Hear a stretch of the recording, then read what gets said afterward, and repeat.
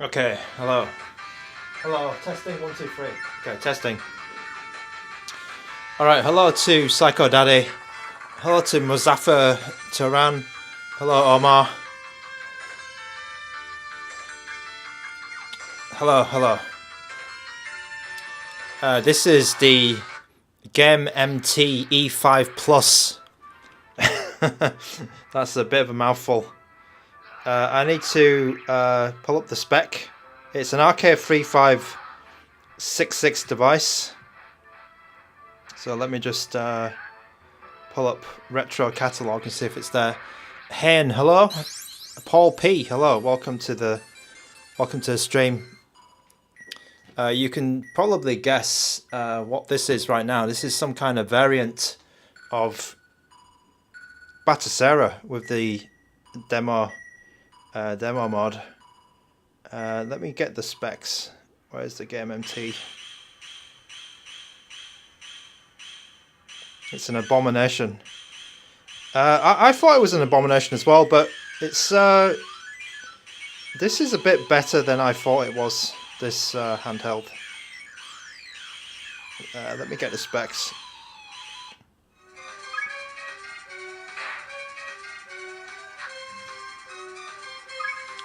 Data Frog. It's better than a Data Frog. Show the back. Okay. Yeah, this is going to be interesting. Check that out. It's going to be an interesting stream.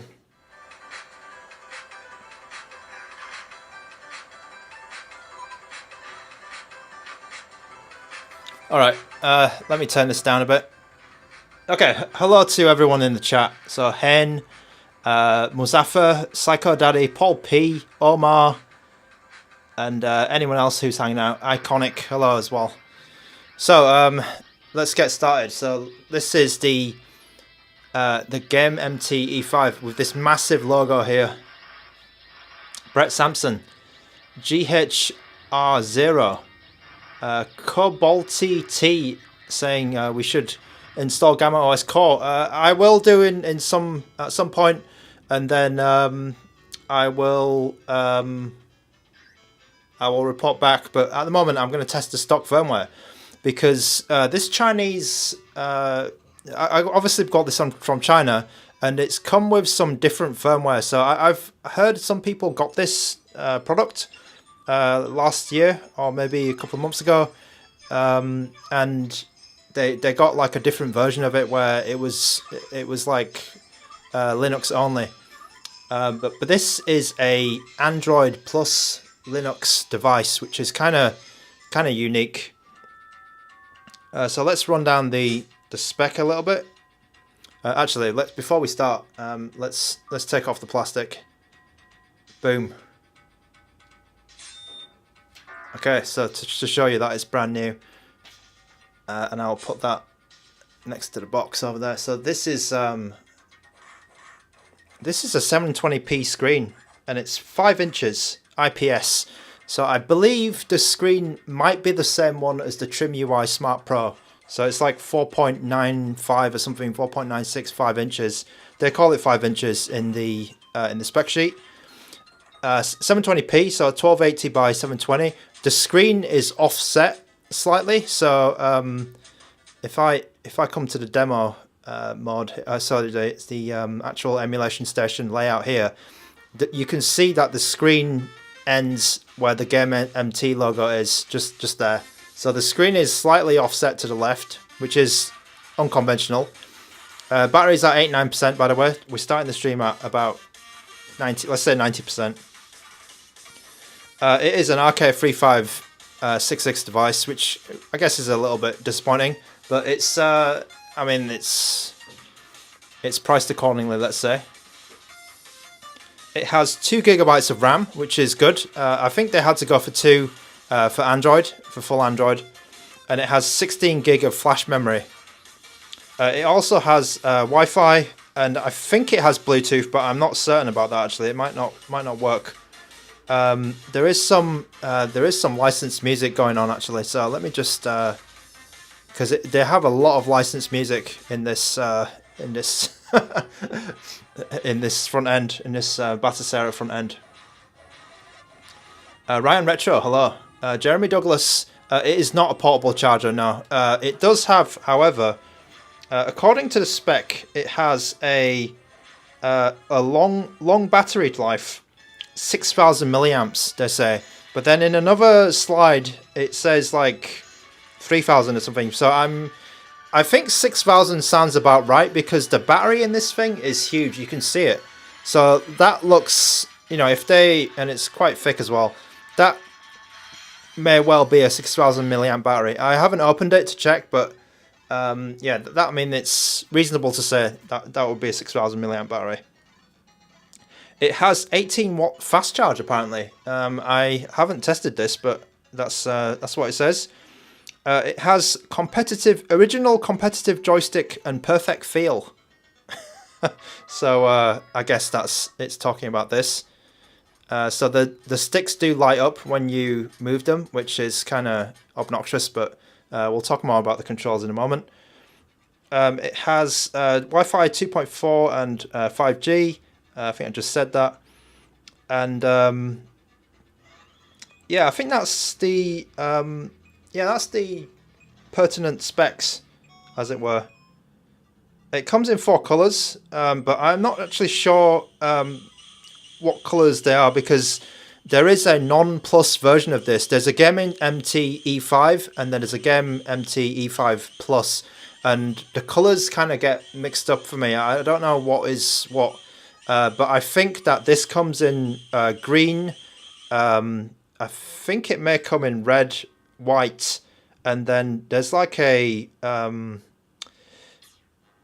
they're calling it black, and a black one, but the black one is also orange. So there's a lot of different colors for this. It's kind of weird, but you need to, if you're interested in this, you want to definitely be careful that you're not buying the wrong product, because there is an E5 out there, and I think it has a worse processor and it has a different setup on the controls. Like this is different. The D-pad is different.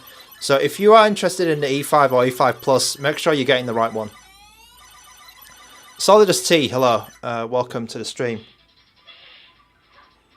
Okay, and that's about it for sort of the inside specs. It has vibration as well, and it should have a real-time clock function for Game Boy stuff. So yeah, that's I think that's about it for the internal specs. Right, so for the stuff that you're seeing on the outside now, as you can see, yeah, it's quite a unique handheld. How it's they put a widescreen display, but in the vertical format, and made it a wide boy. And this is kind of the showcase, I guess, that the fact that you do get this cool screen on there. Yeah, I think we've had the abomination or the weird comment a few times already, and I mean, it's certainly different, right? It's certainly different. You've got your 2 switch sticks on the front, so you've got a left analog stick, and as I said, they do react to your touch. You can change that in the LED. That is a licensed song, I believe. And you have this D-pad here, which is the disc style, the Sega style. It is a little bit stiff out of the box, I will say that. And I will play a bit more to see how it maybe loosens up a bit. But my initial impression of this is a little bit stiff. You have an M button here, which is the menu button, or the hotkey button. You have a T button and a K button. Now, I have no idea what these stand for. So but it is used as start and select here. So it's a bit odd that they label them T and K. You have your ABXY in Nintendo layout, so it's the A is on the right. You have a right thumbstick here. The thumbsticks do click, so they do give you L and R, L3 and R3 functionality. And yeah, that's it for the controls here. I don't know if it has a gyro actually. It may not have a gyro. Muzaffar says, quite a funny thing there, this product seems to be targeted towards nobody. I've actually seen a couple of like very very cheap handhelds with this here, like the logo on the side. I think there are some Famicom, you know, those like 500 games in one handhelds, which do this, or those like Supreme handhelds. They have the logo like on that side, which is very very odd. Okay, let's look at the sides here. So on the left side, it seems like there's nothing. On the bottom, there is actually nothing, which is a bit odd. And then on the right side, you have the power button, and then a volume up and a volume down, and then nothing else on here. On the top, you have everything. So you have OTG port, you have a USB-C, USB-C OTG, USB-C Type-C power in, and then you have a mini HDMI here, so HDMI output, display out. You have a headphone jack, and then you have your two SD card slots here. So this is the TF1 operating system card, and then this is the TF2 games card. Now, something odd about this machine, right, is even though they give you the TF1 slot, all of the operating systems are installed on the internal flash memory. So there is 16 gigabytes of internal flash memory, and I believe you can install Gamma OS onto the internal as well. Dodecahedron, hello, and Mandan5, hello. Welcome to the stream. Yeah, so my games are coming off the TF2 slot here, but the Linux which is running right now is in internal, and then when we switch to Android, also it's internal as well. Right, and then let's go to the back, because the back is where the strangeness happens. You have backfiring speakers, left and right, so it's stereo speakers, and I just noticed this, but the speakers don't look straight, which is a bit odd. So you can maybe see inside, right, that the speaker is kind of wonky there, but then the speaker seems correctly aligned on the other side. So maybe a little bit of a QC issue, but not too... I don't know if that's a problem or not, but it's probably fine, but yeah, there's some wonkiness there. You have this like grill, I guess it's for the SoC, for the rock chip to breathe a bit, but I really don't like how they've put the MT logo in the perforation. So it's kind of perforated in a square, but then I don't know where that MT is coming from, but it's very weird. It's very weird. Okay, and then you have your L and R buttons triggers here, right? And there is a bit of plastic here which does nothing, but it does feel like a different texture from the rest of the plastic. It feels a lot smoother, so it feels more like it feels glossier. It's like a glossy touch, and I don't mind this too much actually. It's not very sticky. It's quite smooth, and it's not too bad. And I actually don't mind the triggers like this. This one's moving around a little bit, but they're all moving a little bit, but it's okay. They're okay, and they're pressing on buttons. You can probably see inside. They're pressing on switches inside, and then something which is completely bizarre, which I've never seen this. Well, apart from like the Nintendo Switch, you have a kickstand which goes in. There's two positions, closed and then open here. But I don't know who is using. I don't know who would use that. I don't know. Maybe it's like. I think what they're trying to do is they're trying to give you like a media consumption device. In a 2-in-1, right? Games plus media consumption.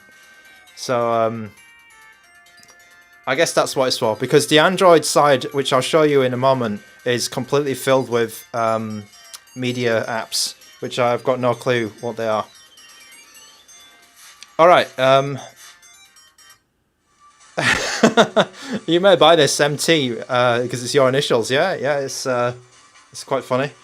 So the price for this device. Now, I bought this on Taobao, my Chinese source. Let me just check the price for you because it was very, very reasonable.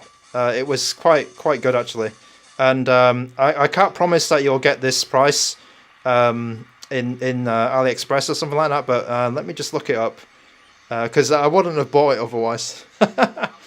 Okay, so I bought this for a total of 366 Chinese renminbi, which is $50.24 in American money, or in British pounds, the King's pounds, it is 39.90 GBP, and I think that is actually a great price for this. If you can get over how weird it is, I think that we might be onto a winner. We might be onto a winner because like $50 for this is not bad at all. It's not bad at all. You're getting the 720p screen, and you're getting a different. Yeah, you. I mean that is the showcase for me, and it's in a vertical setup, which is not really that common. Let me just quickly show you the box. Let's just put this to one side, and then we'll get playing on it as well in a moment. So I'm going to be here for probably around 2 hours, so don't worry about. Just chill out. This is the box. It has a little 64GB sticker because that's the game card that I got with it. Deal drive, Fadil G6 and Chicken McNugget. Hello, Mexican pesos.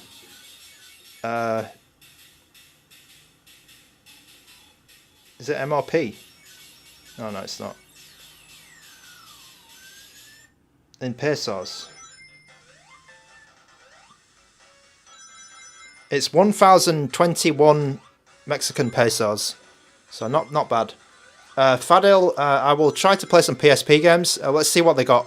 Because I'm using the stock OS. I'm using everything stock, basically. So hopefully they've got some PSP games this time. This is the box. It is...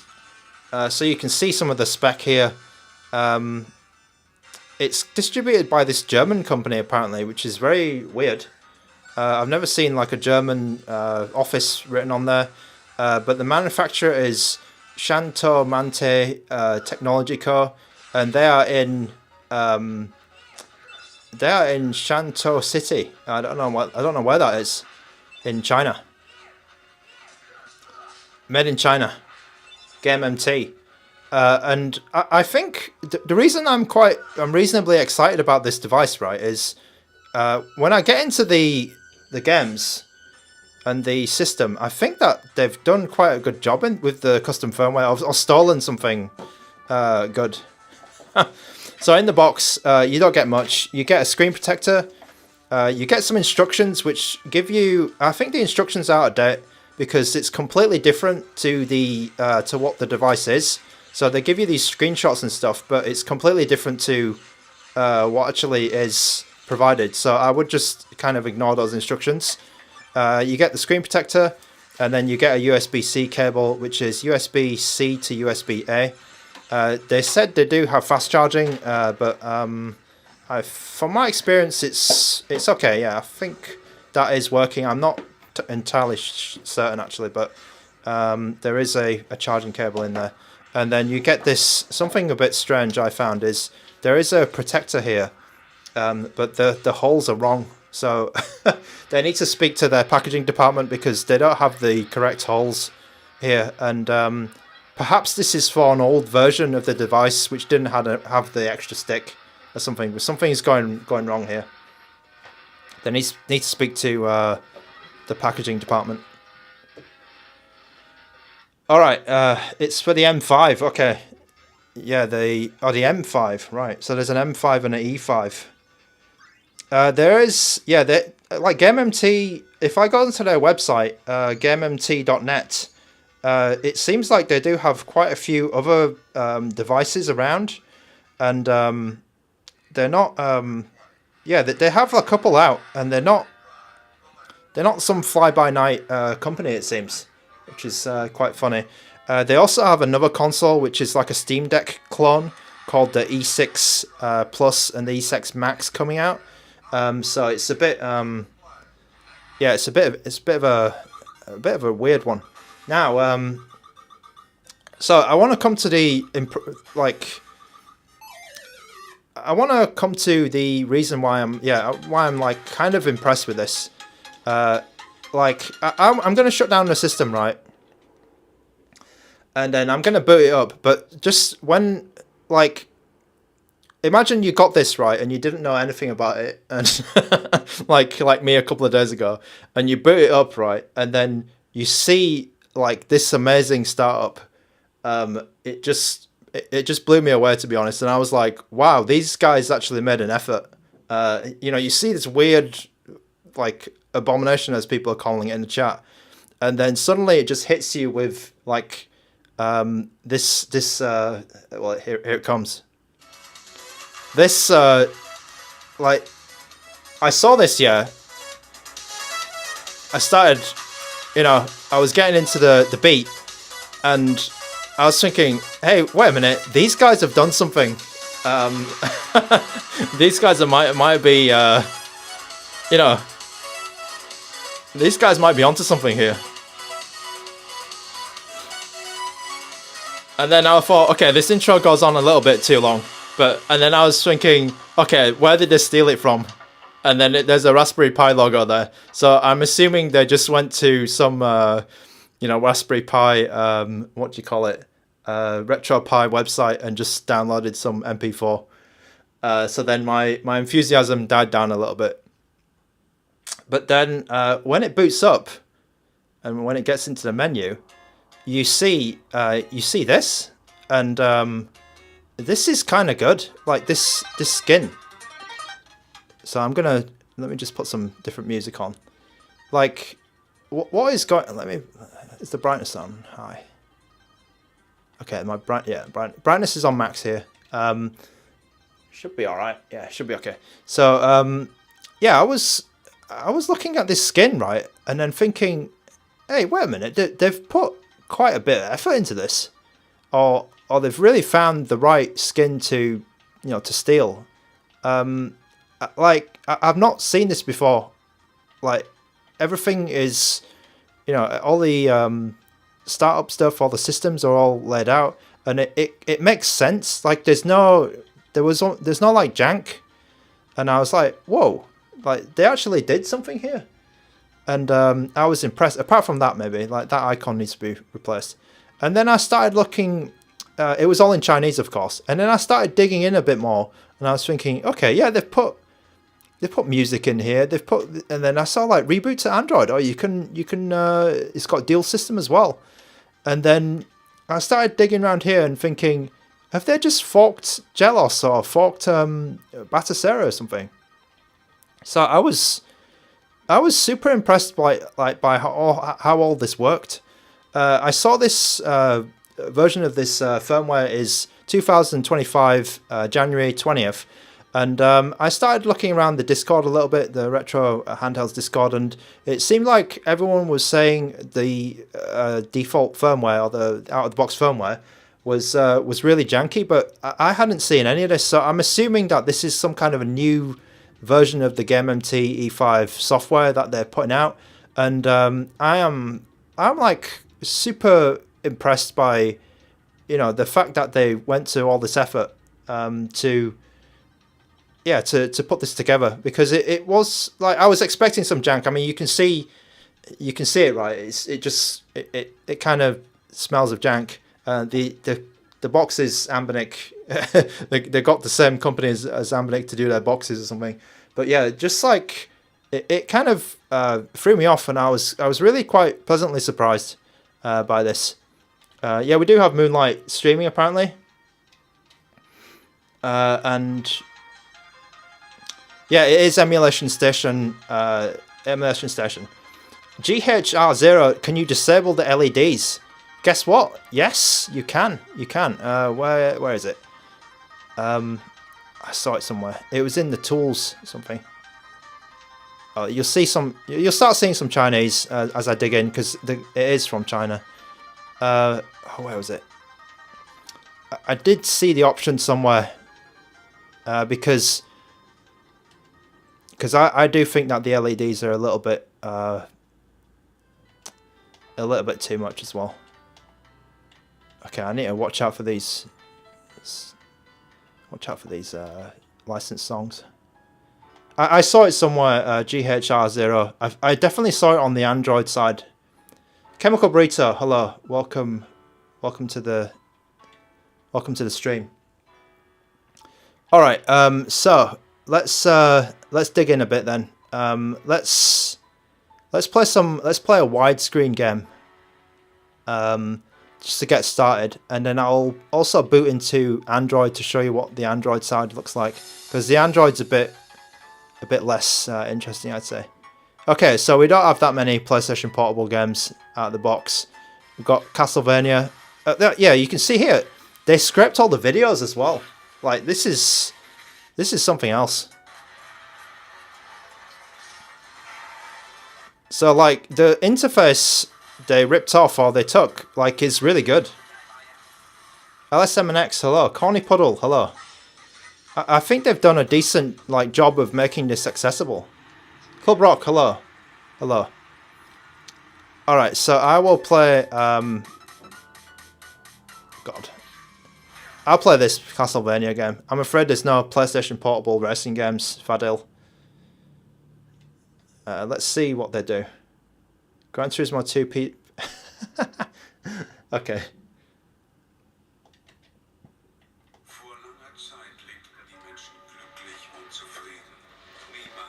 Okay, here we go. This is Castlevania PSP.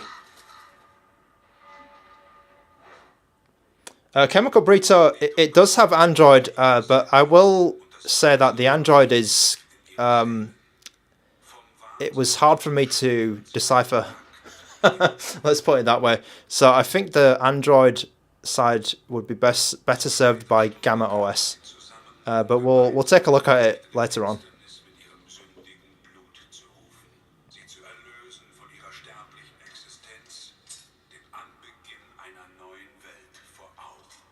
Alright. Castlevania Dracula X. Alright, oh god. This is a... Yeah, it does feel strange in your hand, I will say that. Because it's so wide.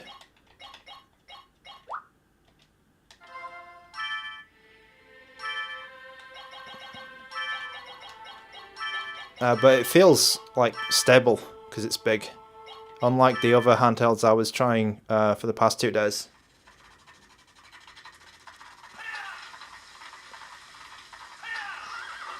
Okay, here we go. Oh god, there's a bit of stuttering now.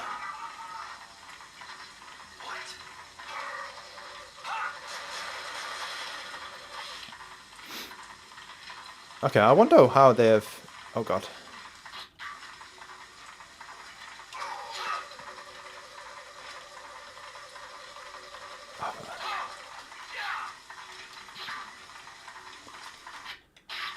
Oh, there's some... Oh god. There was some stuttering just as I hit death there.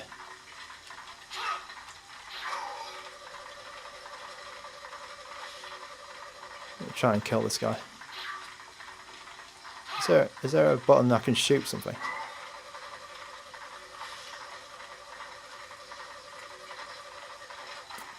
Okay, look. I got him.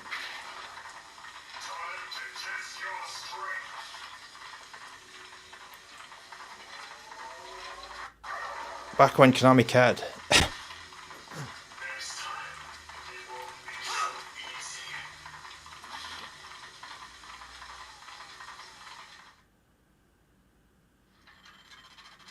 Tony R, hello. Okay, there's a little bit of stutter, I'd say.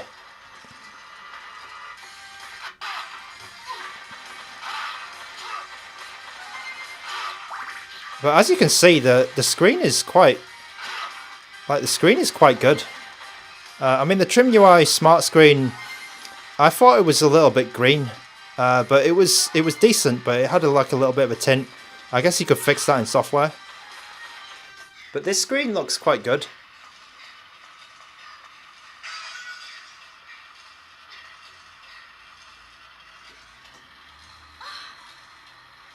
Yeah, the speakers get quite loud, I'll say. How lovely. A fitting girl for Count Dracula. Now, come to me. No! I'll never submit to your master. I'd sooner die here. Huh. So much the better. Besides, once you marry my lord, death will lose all meaning for you. I mean, I can see that this logo will bother some people. Hold a moment, Just being on that side rather than being the bottom.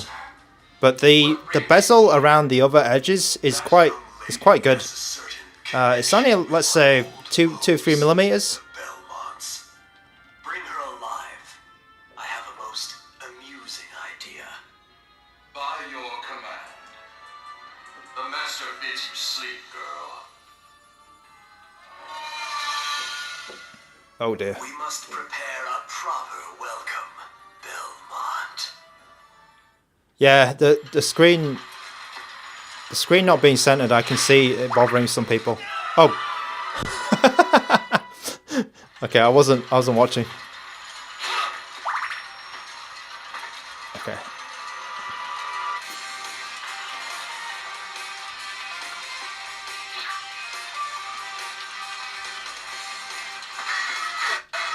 Oh god. Okay, so performance I think is a little bit off. I'm not sure what this is running actually. It must be PPSSPP. But I can't, how do I enter the menu?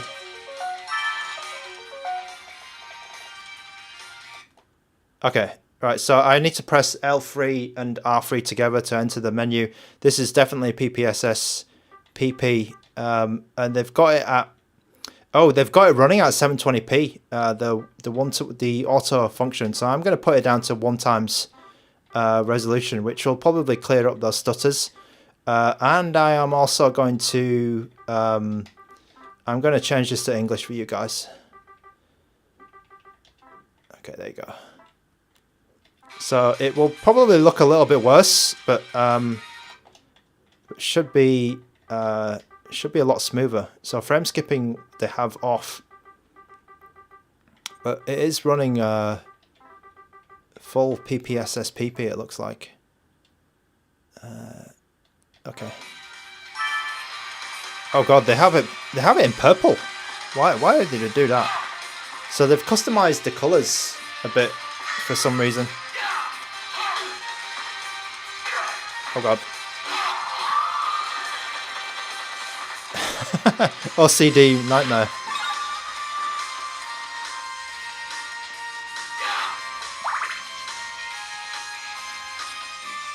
Yeah, I'm watching the YouTube video on my phone down there just to make sure everything's all right, and I'm thrown off looking at myself playing this.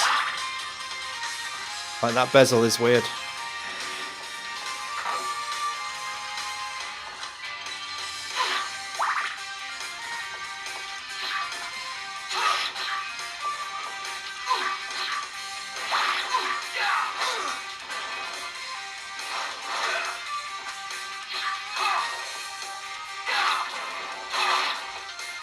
Let's try and get this golem.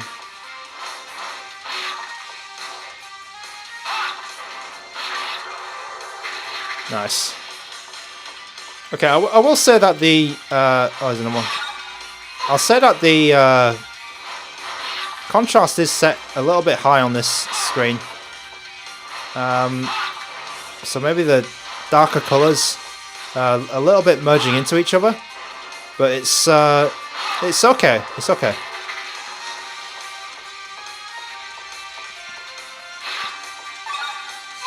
Oh.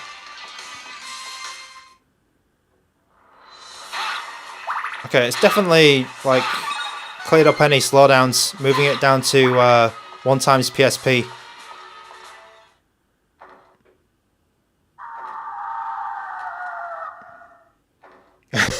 Just lean to the left.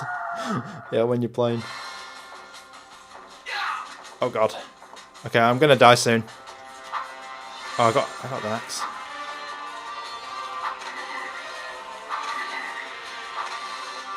Okay, I might be able to do this. Oh,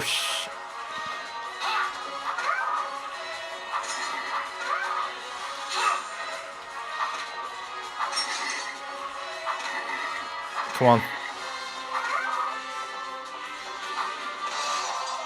Oh, I did it. I did it with only like a tiny bit of health left.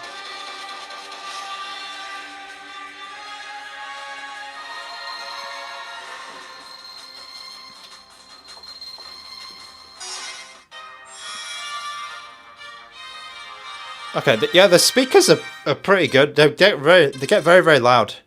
I'll say that.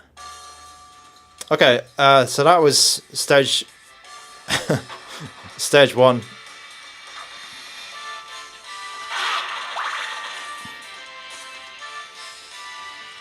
Okay, Michael DeLima, thanks for your message. Yeah, it's a big device today, just to just to give my hands a bit of a break. Now, yeah, the screen is pretty nice. Screen is pretty nice. I know it's a bit dark, but hopefully I'll be able to show off some more games. Right, let's move on. That was not what I was planning to show straight away. I need a cloth.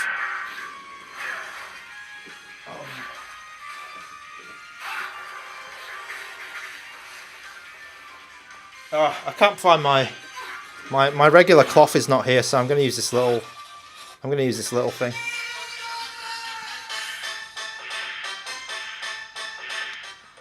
Okay, I don't know why the Mortal Kombat theme just came in. Oh, here we go. Okay, here's the Mortal Kombat theme. Now let's look for some more games. Let's try the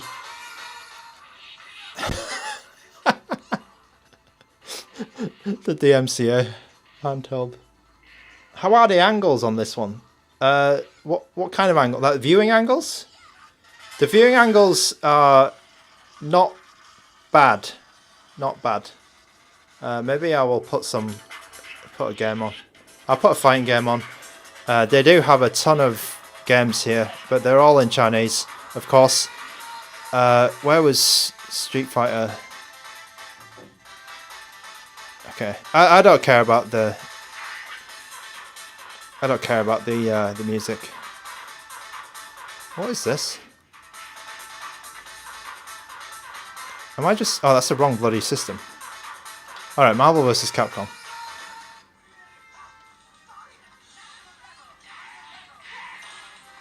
Okay, here we go. So every game has its bloody video as well. It's kind of impressive what they did. The ROMs department for these guys is alright. They're giving what the people want. Alright, here we go. Let's test this D-pad.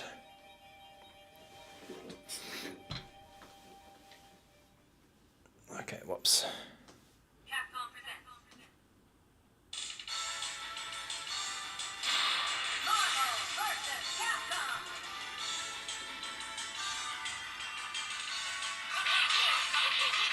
There you go, here's a look at the screen.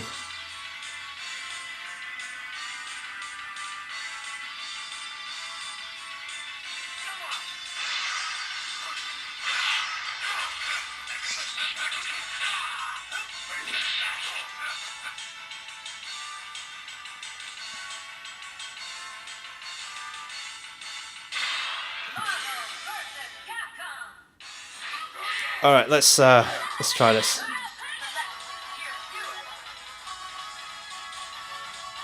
Okay, I'm just gonna. Okay, the green is a bit like Hulk looks a bit over contrasted there. Let's try a Zangief.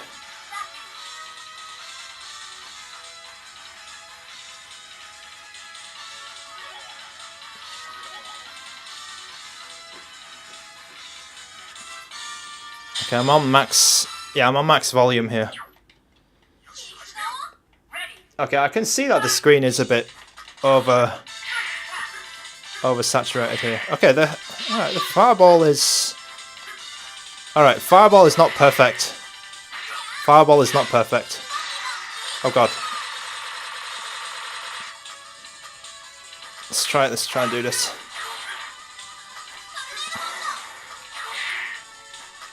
Okay, fireball is not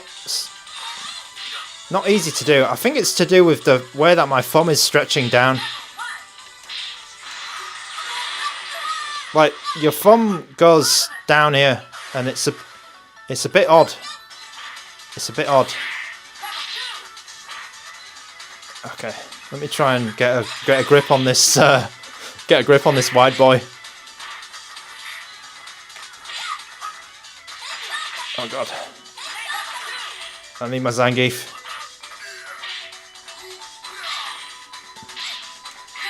Okay, can I do a pile driver?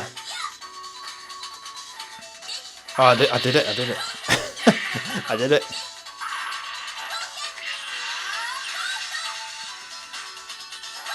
Okay, come on. I'm just getting beaten up here. Oh man, come on. Oh no.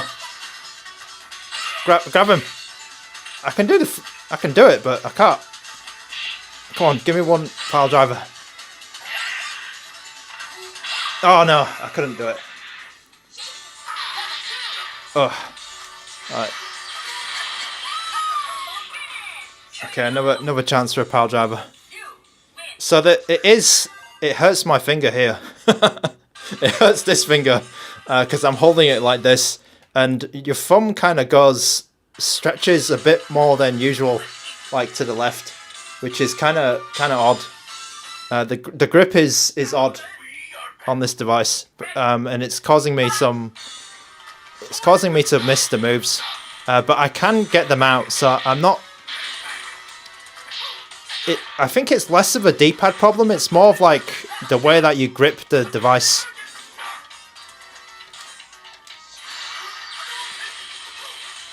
It takes some adjusting to, because I have to. Okay, I'm all right. Yeah, I think I'm getting it. Left side is easier, which is odd because left side's usually harder because it's closer to the edge of the handheld. But in this case, it's kind of closer to the rest of your hand. So I don't know if you know what I'm talking about, but okay, let me switch.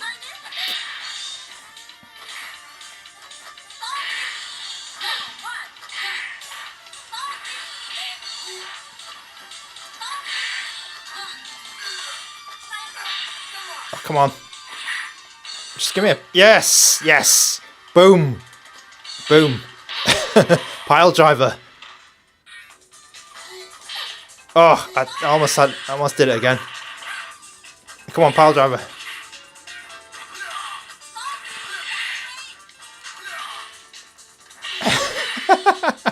Come on, give me a pile driver. Yes! Boom! Okay, let's tag Ryu in. Tag Ryu back in. Finish it off. Finish it. Oh. Do it. Boom. Okay, nice. GHR0, I think you might be right. They should have... Like, if it was here, I would have way less problems. Because it just be... You know, when I do that, I need to stretch right over to get the right input. Okay, I'm gonna leave it here. Whoa. Okay. Whoa. Right. So yeah, just to. Whew. That was a workout. Yeah, just to discuss what GHR0 was saying. He suggests that if these were switched, it might make for a better handheld, and I do agree with that actually to a certain extent, because if this was here, I wouldn't have so much trouble hitting the last part of the quarter circle. So I often do this and then don't trigger the right the last input, and then it doesn't come out. The fireball doesn't come out. Because I'm so used to, if you look at most other handhelds, that you you just go here. There's not as much of a stretch to hit the right. But on this one, because the D-pad is kind of at a new angle, I need to do this to, I need to move my thumb in an unnatural way. And I think it's just something you're going to get used to if you're playing this device. Because I don't think it's a problem with the D-pad input itself. I think it's just a problem with the way that you hold it, or the way that I'm holding it. Okay, Club Rock. It's not a DIY machine. No, it's. I think they've just ripped off the Raspberry. I think that's where they've got all of the sources, right, for the videos and all the art and stuff. They've just ripped it all off from Launchbox, haven't they? Okay, so it is running RetroArch. So I've got Final Burn Neo for this game here, and it's using quite an old version of RetroArch. It looks like 1.17. That was from a couple of years ago, maybe 1.5 years ago, 1 year, something like that. So not the latest RetroArch, but that's it's not a massive problem, I guess. Okay, let's call it here for Marvel vs. Capcom, our little fighting game test. Okay, and they have the Donkey Kong Country theme playing, which is pretty cool. All right, let's play something else. Okay, let's check the N64 performance. Someone was suggesting, so they put Mortal Kombat there. It's a picture. The screenshot was Zelda, right? But then it shows you a video of Mortal Kombat 4, which is very odd.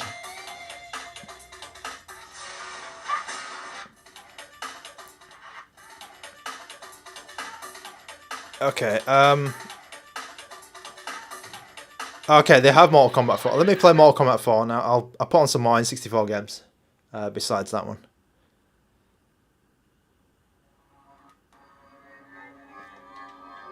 Okay, the menu button plus Y seems to be the M button seems to be like the hotkey, the RetroArch hotkey. Yeah, if I press M plus X, it'll give me the menu. So that's Gelos bindings. Okay, so this is Mortal Kombat 4. And it looks like they put the PAL ROMs on here, because this is only hitting 50 FPS. Which is kind of wise of them, actually, because this is kind of the limits of RK3566. Fern E, welcome to the channel. I hope you enjoy watching. If you're interested in the GameMT E5 Plus, that is what we're showing here, and you can see the big massive logo on the bezel.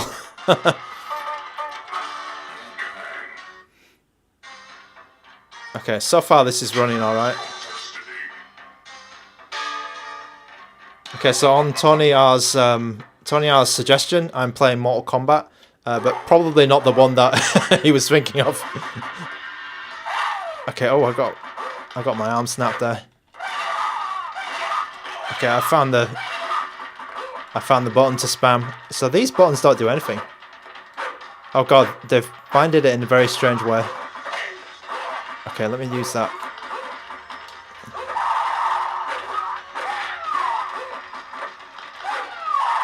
Oh god.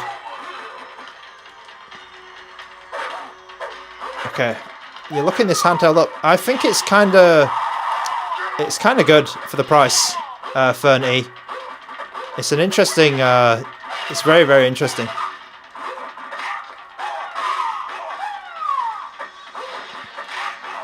Oh, one. It is very weird handheld, but it's kind of good for the money.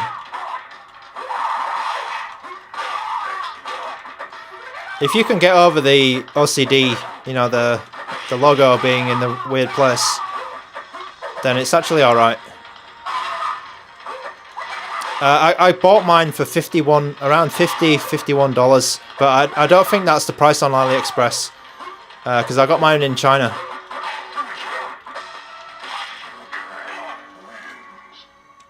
You purchased a V10. Okay, yeah, the V10 is Powkiddy V10. I actually like that one.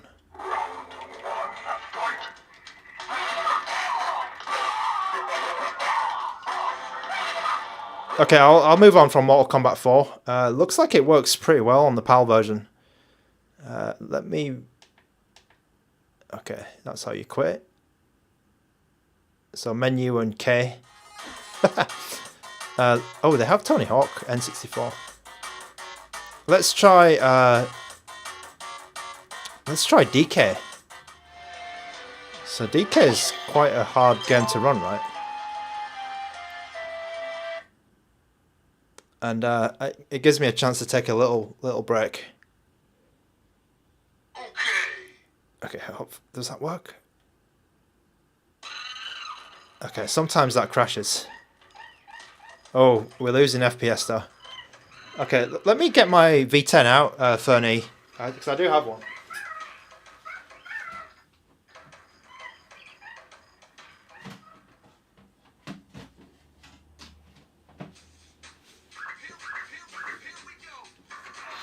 Yeah, I have the V10 here, but as you can see, compared to the E5 Plus, the V10 is tiny. It's kind of funny.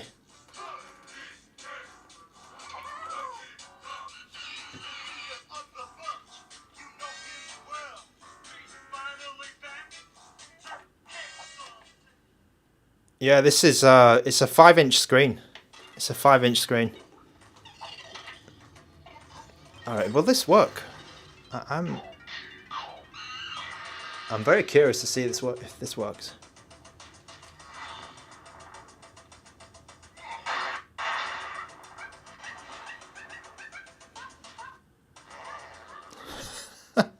This is working. Usually DK I have a lot of problems.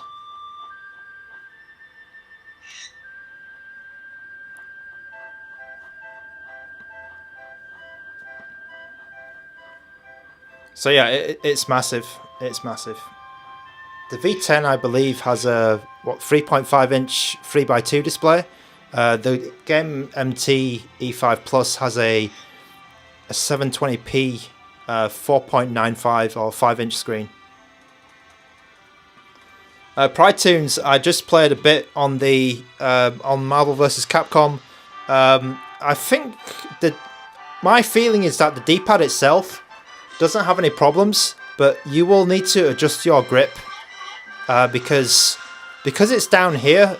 It feels a bit unnatural.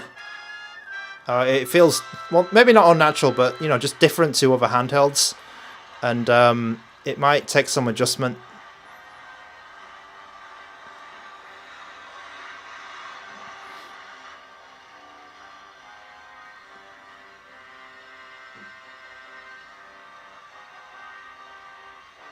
Okay, so something's looking not quite right there.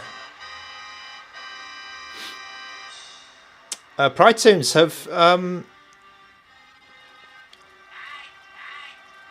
what was your feedback?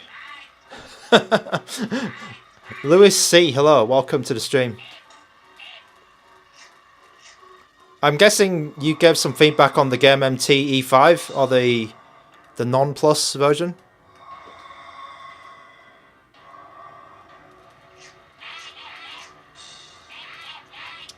Does the button out like the last D-pad? Not sure what you mean. It's a bit taller than like normal D-pads.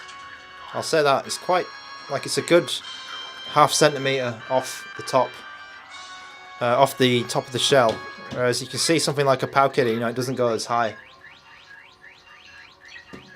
Does it bottom out? To me, it's a little bit stiff, but it doesn't like. I don't know. You can kind of see. Oh, you can see inside. You can see inside actually what's going on.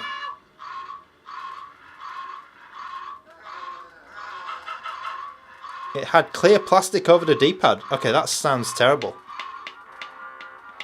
Okay, if I press the center, the whole thing goes down.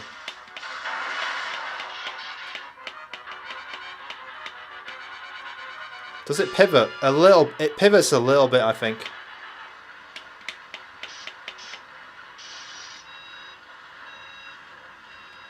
You can see there's a good view in there. You can see the internals of what's going on.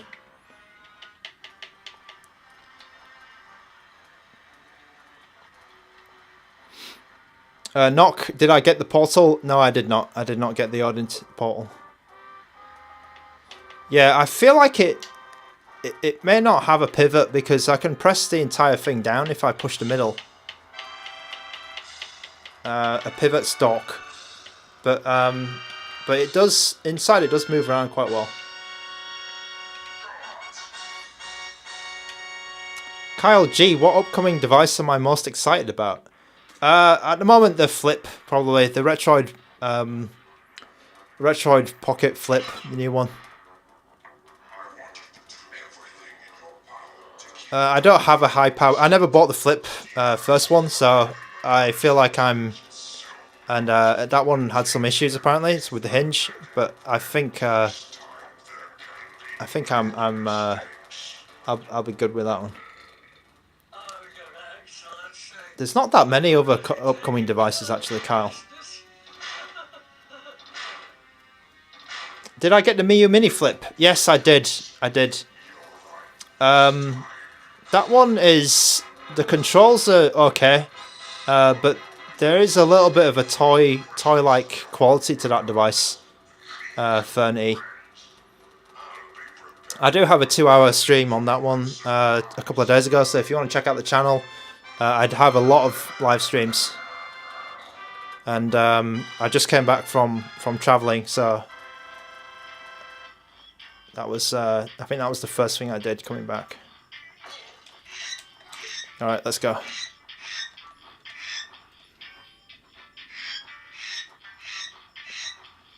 Yeah, Knock, I think it will be better if I either get used to it or break it in a little bit, this D-pad. Okay, here we go. Let's see if the camera bug is fixed on this.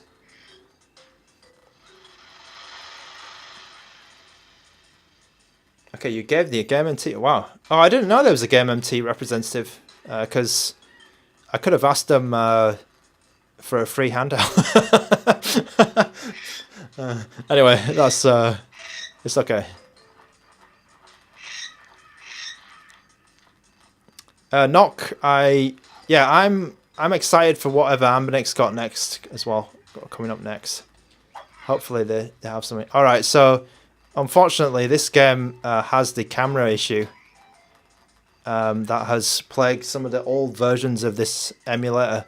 So RetroArch has a long-standing bug which was fixed, I think, fairly recently, like a couple of years.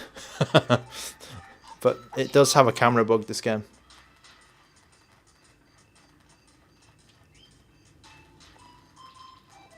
Oh god.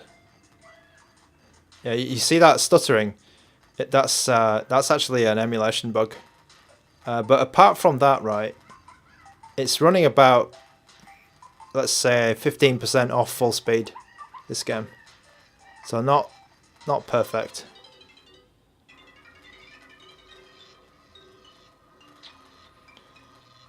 Okay, Kyle C asks, do I think US tariffs will have any impact on this industry? Yes, I think they already are, actually. I think they already are. I know that Odin, AYN have frozen some of their shipments because they're evaluating what impact the US tariffs are going to have.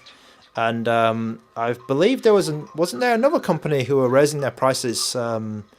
It could be Magic X.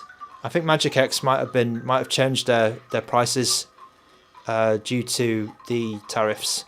I did see from I think it was a laptop company. It might have been Acer. I think the CEO or somebody was talking about it, and they said that there might be a 10% increase in laptop prices. So that could be something else as well. Oh, Knock is saying they rolled it back. Okay, so there could be some. Yeah, it's not very stable, let's say, the pricing. So we'll have to see. We'll have to see if, like, maybe the new batch of like maybe Retroid or Ambinic, whoever's releasing next. We'll have to see their prices.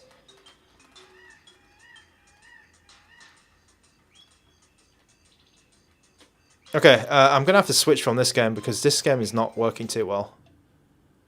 PryTunes, this is an RK3566, 2 gigabytes of RAM, 16 gigabytes of flash memory, 5 inches, 16 by 9, 720p screen, Wi-Fi, and I believe it has Bluetooth, but I'm not sure about that. Okay, here's Mario 64. Knock, I've got one here. I've done some videos, some shorts on it, because I was on holiday. I was away. And there was a secret live stream when I was in Shanghai. Whoops. Yeah, so I have my... I'll be doing a proper stream. I'll do a proper stream on it using all my normal setup. Probably towards the end of the week or the weekend.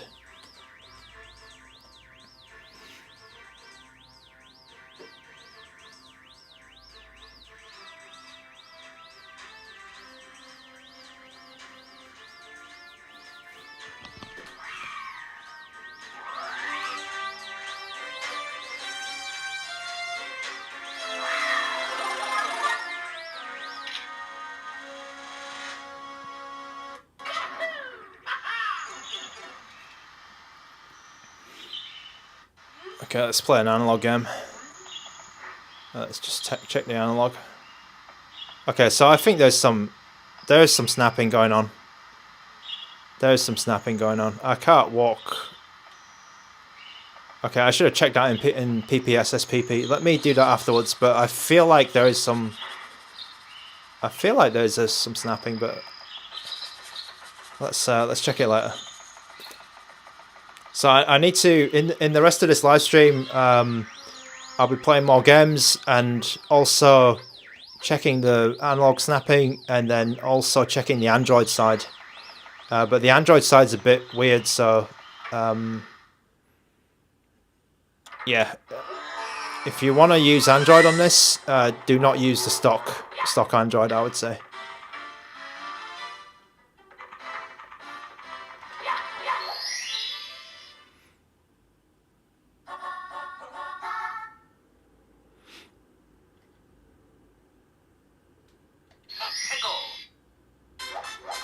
Okay, this is nice actually because it makes a change from those bloody small screens I've been playing on for the past 2 days.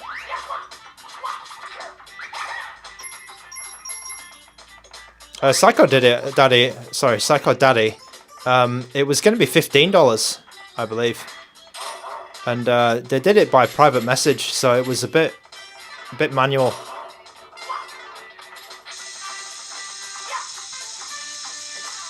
PryTunes, so this, the Gamma OS core that Gamma is working on has actually been released. It's already out there for Patreon subscribers. So if you do get your hands on an E5 Plus, there is a very nicely optimized version of Android available.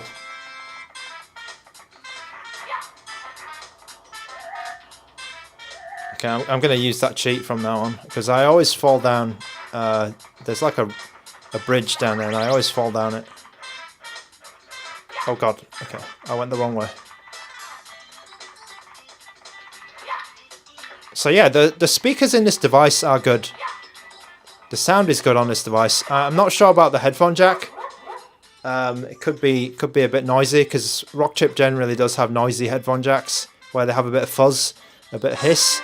But the speakers are certainly quite good. Okay, PryTunes. So the E6 Max. There are some units in China around, but I saw that they had some problems. So there was some problems with the power button, where there's some cracking near the power button, and then also some problems with battery drain. So that's why there's a delay on that, I believe. because they did say that there was some problems with the initial batch. And then I saw the price. I've seen two different prices actually. I saw it being advertised for $399, but then I also seen it for $475 Chinese renminbi. So that translates to about $65, I believe. So I think they might need a bit more time for the release, but I'm not. I don't have any contact with any representative. That's just the stuff that I've seen, in the Chinese market for handhelds.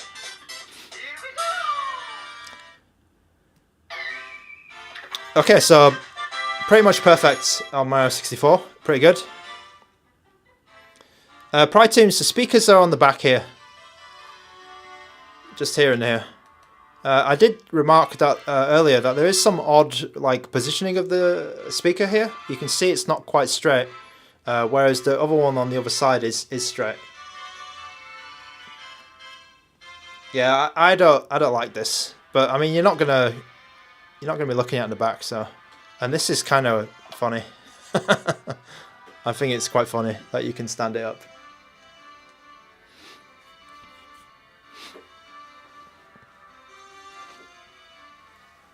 Okay, GHR0 has the information for the $15 coupon on Magic X side. So thanks to him. Kyle G has a question here. At what price point would you consider a Windows handheld over Android for emulation?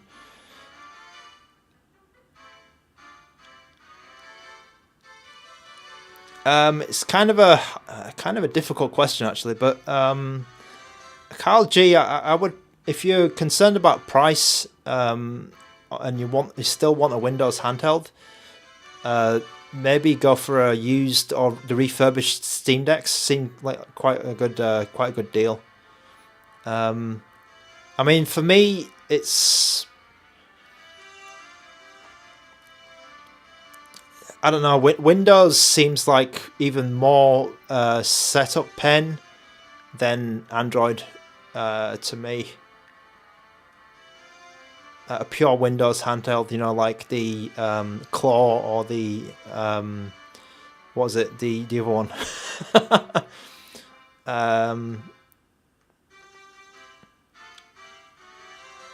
Okay, curiosity. Kyle G, if you're curious about any Windows or x86 handhelds, I would not bother. I think that Windows handhelds,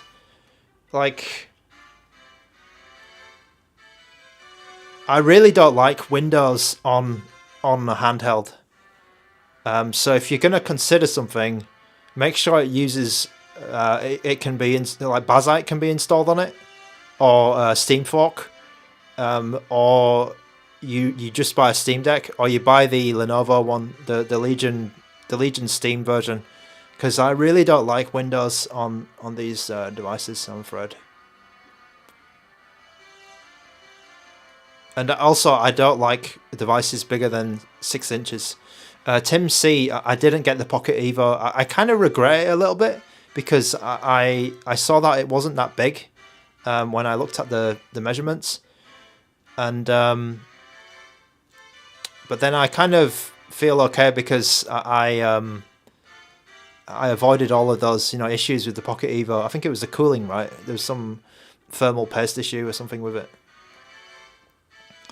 Okay, Nock disagrees with what I'm saying about Windows handhelds, which is perfectly fine. I mean, yeah, there's a lot of good 360 PS3 era games which are just not in the reach of Android people, unless you're into Winlater or you know what you're doing with that. So I can see Windows does make that side easier, but then I don't know. If you can get it all working and you know what you're doing, I guess it's good for you. All right, let's continue. I'm just gonna grab some water and then we'll play some more games on the GameMT E5 Plus. Yeah, Pride Tunes, I tried to do it with the Win600, but the fan noise really put me off. And also I have the Ion Neo Air Plus, the Intel one, and also that playing with the fan on that completely, yeah, was not a great experience. So and then Steam Deck is too big for me, so I'm in a funny place with x86. I'm waiting for bloody Microsoft to get their thumb out.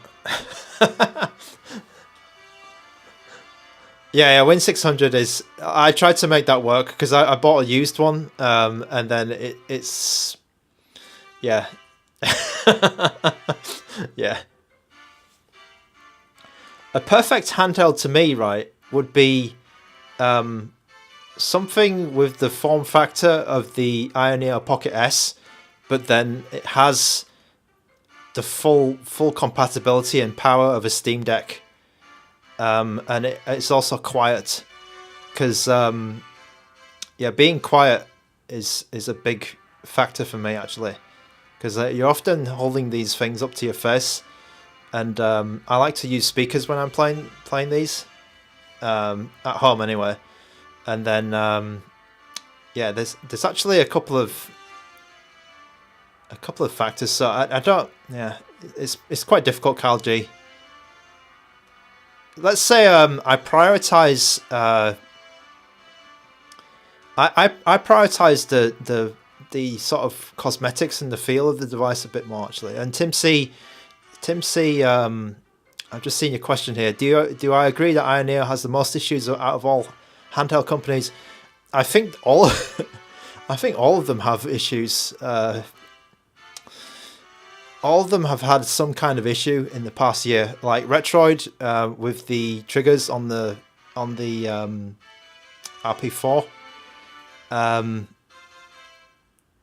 RP Mini had some color, the wrong colors got printed out, like they gave some sent out some weird color mix on the shell. Ion Neo, I think, probably has the most serious issues, let's say, like where people can't use their device or something. Yeah, Chemical Burrito, the screen issues on the RP Mini. Because Ion Neo, like, I think there's some devices where they can't be used as they intended, right? That the Ion Neo's also had screen issues as well. Whereas RP Mini, like, I didn't notice that issue, actually. So to me, it's, and for my use case, it's not, it doesn't cover that issue.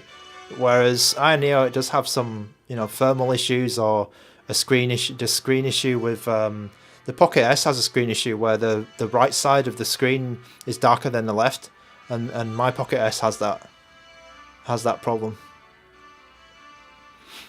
All right, let's carry on. Yeah, that's it, Chemical Burrito. I thought it was, it's the shader issue, right? So it's a little bit more niche, but whereas Ion Neo has some widespread issues. Also, Ambinic, there was only like 1 or 2 issues where they had some light bleed. 1 or 2 handhelds with where they had that, but like 9 out of 10 of their devices, Ambinic devices, are spot on, which is quite cool. Oh god, is it crashed?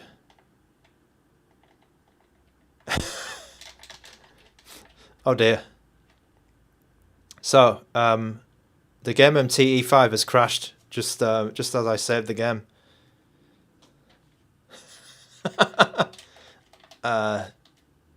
Okay, how do I reset it? Oh god. It's still like doing something. Alright, I guess this is a nice time to... Oh, it's still working. Okay, how do I reset this thing?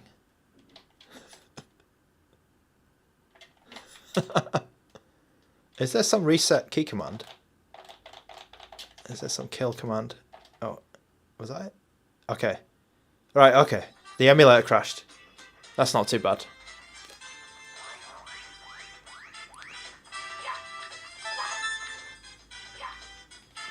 Yeah, Chemical Burrito and Tim C, sorry to come back on what we were just discussing, but yes, my Pocket S, I think that to sell a product where you need to go to max fan and you know, and have that much noise to get the max performance out of it, they should have done something else. They should have tuned it a bit better. But the Pocket Evo is like actually unusable, isn't it? Which is not good. Okay, I don't know if that... Okay, this is not good.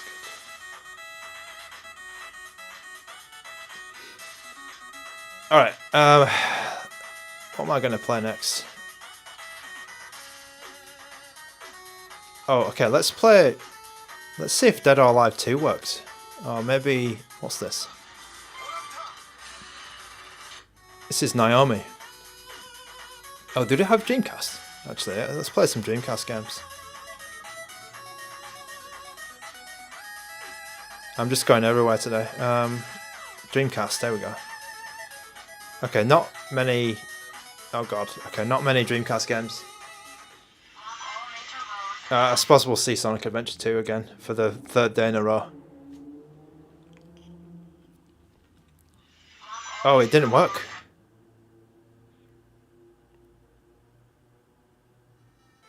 Oh, terrible. Okay, let's check. Maybe it's a bad ROM. Okay, none of the Dreamcast games work. Let's try a Naomi game.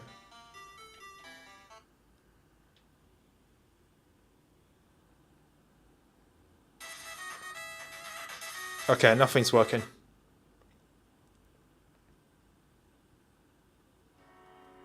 Okay, something's gone wrong. I'm gonna reset the device. I'm gonna restart.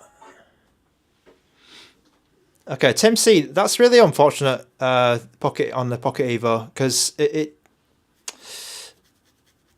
yeah, I think it's just really unfortunate because it looks good and you know, everything. The specs are there as well, but like, you would think that their biggest Android device, you think that yeah, their biggest Android device would be able to handle the thermals, because they like Tim C, they overdid it on the Pocket Air, because the Pocket Air was like really silent and it could handle like going at full throttle. HQ, are you asking, can this... Oh, hello, by the way. Can this handle Minecraft? Probably can. Okay, so none of the flycast games are working. So we've hit an interesting problem here. None of the Dreamcast games are working. I think you could play the PSP version of Minecraft on this. I think it could work. Does it have core selection? Good question. Yes, it does. Yes, it does. Good, GHRO, good suggestion. Excellent suggestion.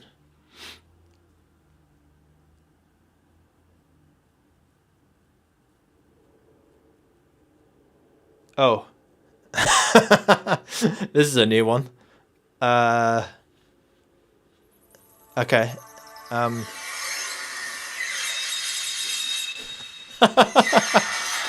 Okay, so we know which direction the screen was. Oh, maybe we don't. Okay, do they want me to play it like this? Oh god, this is... Yeah. I'm gonna try and find out how to flip the screen. Oh god. Oh. Okay, so they obviously did not test this in with the Dreamcast or Naomi games. What is going on here? Okay. Where is the rotation?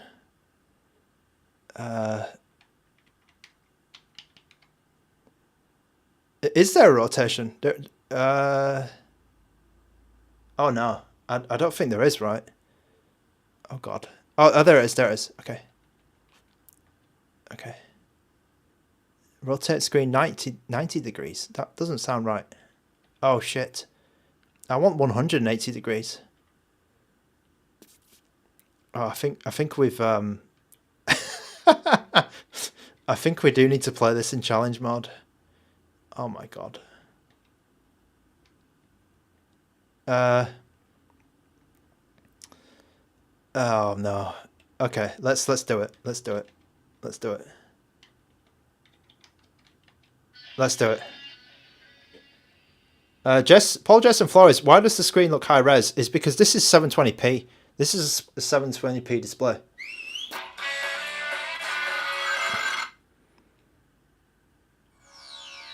Okay, let's do it. Drubo, hello, welcome to the stream.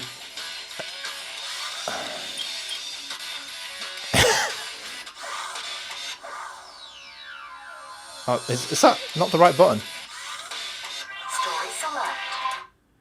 Oh, are the buttons also flipped? Hi, less than free you. Hello.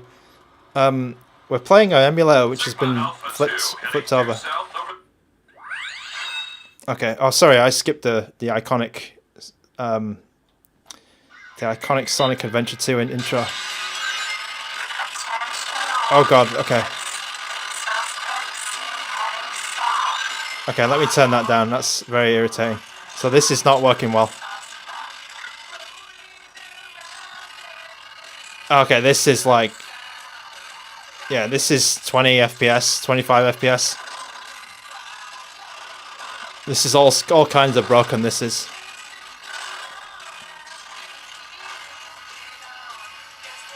Okay, oh, it's sped up, it's sped up. It's like 20... Okay, they definitely did not test the Dreamcast emulation on this device.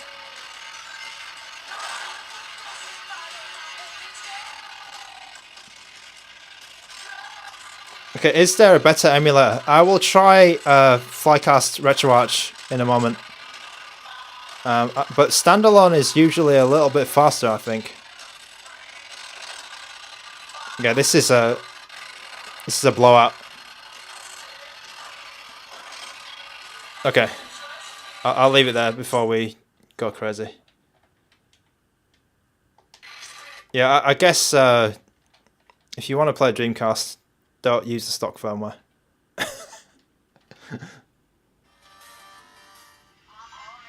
All right, let me try the same game, but with oh god. Let me try the same game, but with flycast instead. So the default flycast 2021 didn't work, but I'll just try flycast. Oh, you can actually rotate the screen on that one. That one in flycast standalone, you couldn't rotate the screen.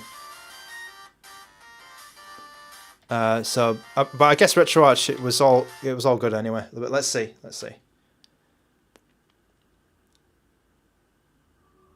Oh, okay, all right. So, flycast in RetroArch might be better. Just not the 2021 version.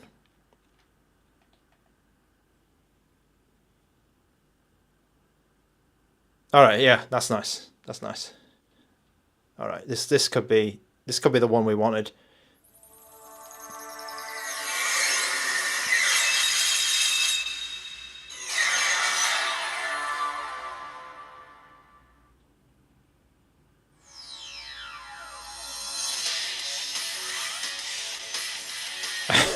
Zodiac Curse 12. We're still sitting on the RK 3566 here, so no Rumble Roses. All right, much better. Yeah, much better.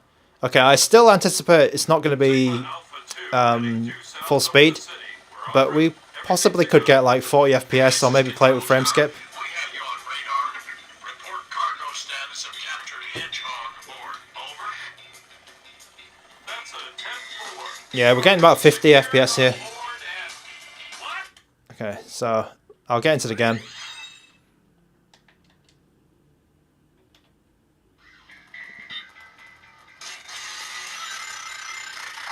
Okay, yeah, still, it's a little bit better, but kind of slow.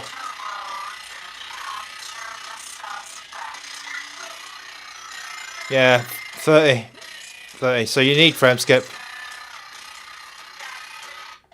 Need frame skip. Let me turn it on. Where we go?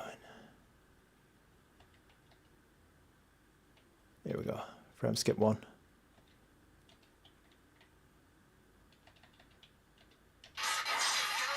Okay, here we go. So I've got 30 FPS Sonic here, which is not full speed, but it's a little bit better. Oh god, actually no, not great down that hill.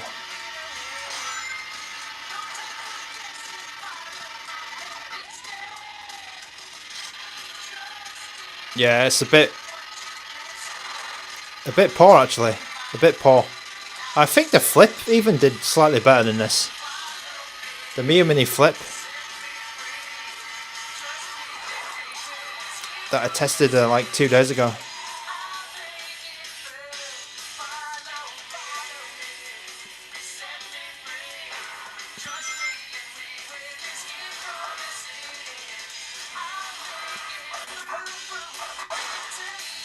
Yeah, not great. Not a great Sonic Adventure 2 experience.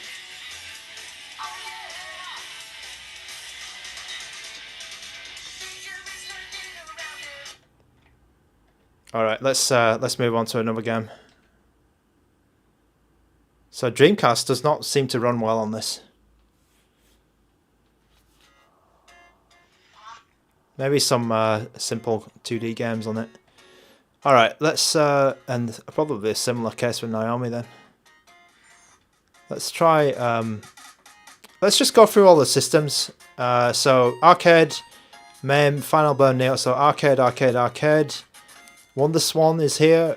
CPS 1 and 2 and 3 is here. Pico 8 is here. DOS games. What the hell is this? Okay, I will. That is Little Big Adventure. MSX, PC Engine, Game & Watch, NES, Game Boy, Super Nintendo Virtual Boy, N64, Game Boy Color, Game Boy Advance, NDS, Atomiswave. All these games also, they have the bloody videos. Like they look, the front end is really nicely done. Master System, Game Gear, Mega Drive, Saturn. So it looks like these are sorted by company, isn't it? Like these are all Sega, these are all Neo Geo, PlayStation, only PS1 and PSP in here.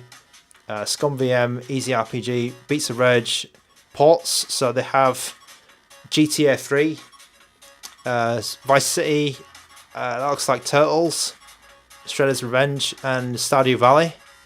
Portmaster is here. Oh, does it have Portmaster? Oh shit, it has Portmaster. Excuse my language.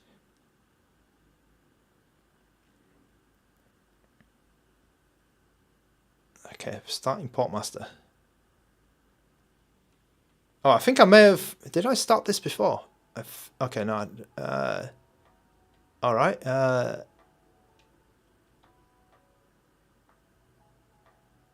Okay, so Portmaster works. This is kind of interesting.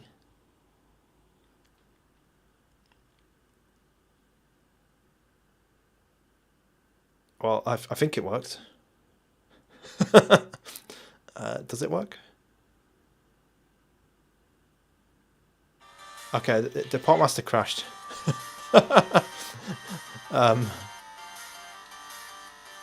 Did it work or did it crash?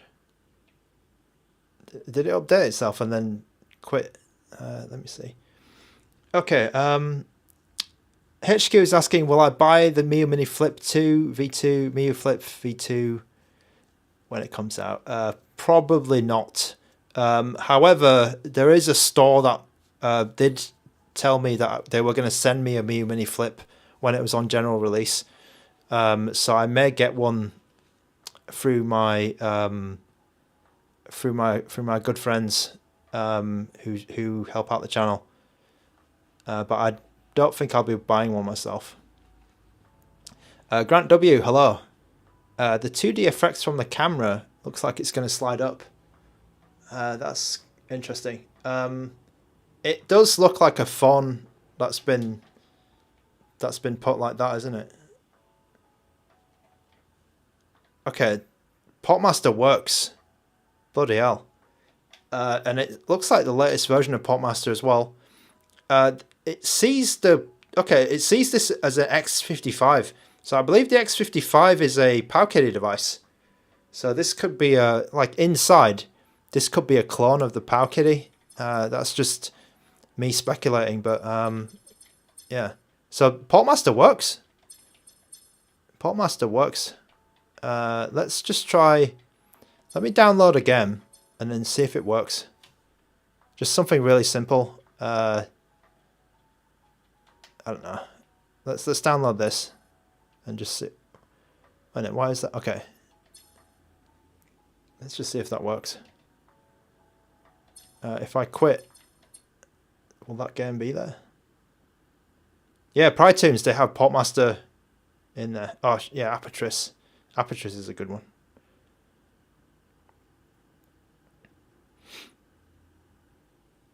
Alright, it takes a little bit of time to get out of Portmaster. Let's see if it appears in that ports menu. Okay, that was the game I downloaded, 2048. Let's see if it works. Press start. Boom. Okay, Portmaster. I downloaded a simple game and it worked. Okay. How do I quit? Oh, it's RetroArch though. Okay, I think Apertris might be better, right? That's just a RetroArch. Let me come back to Portmaster. I'm interested in this. Oh, my right analog is stuck. Okay, my right analog got stuck in the lit position. Let's try Apertris then. Where is it? There it is.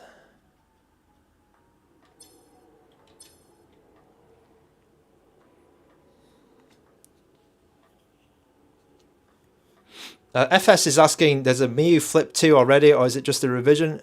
I believe that that news about the revision came from Retro Game Core or someone else, but there was some rumors or some mention that they were going to rework the Miu Flip because there were some people who had hinges which broke. They wouldn't close anymore. I think there's a couple of people, maybe on Reddit, that have mentioned this issue where the hinge does not close anymore. Okay, Apertris. Let's see if this game works. Okay, I don't have my cloth today. It's in the wash. So Apertris working perfectly here. Let's. Can I? That should be right. Oh god. Yeah, so it's not filling the screen, but it is working. I can see there is some space on the left and right which is unfilled, but yeah.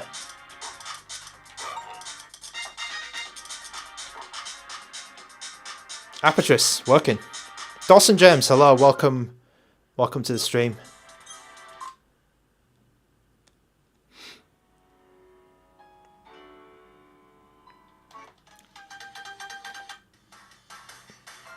All right, let's. What was I going to do? Okay, Android. Dawson James, yes, it is an OCD nightmare. This one.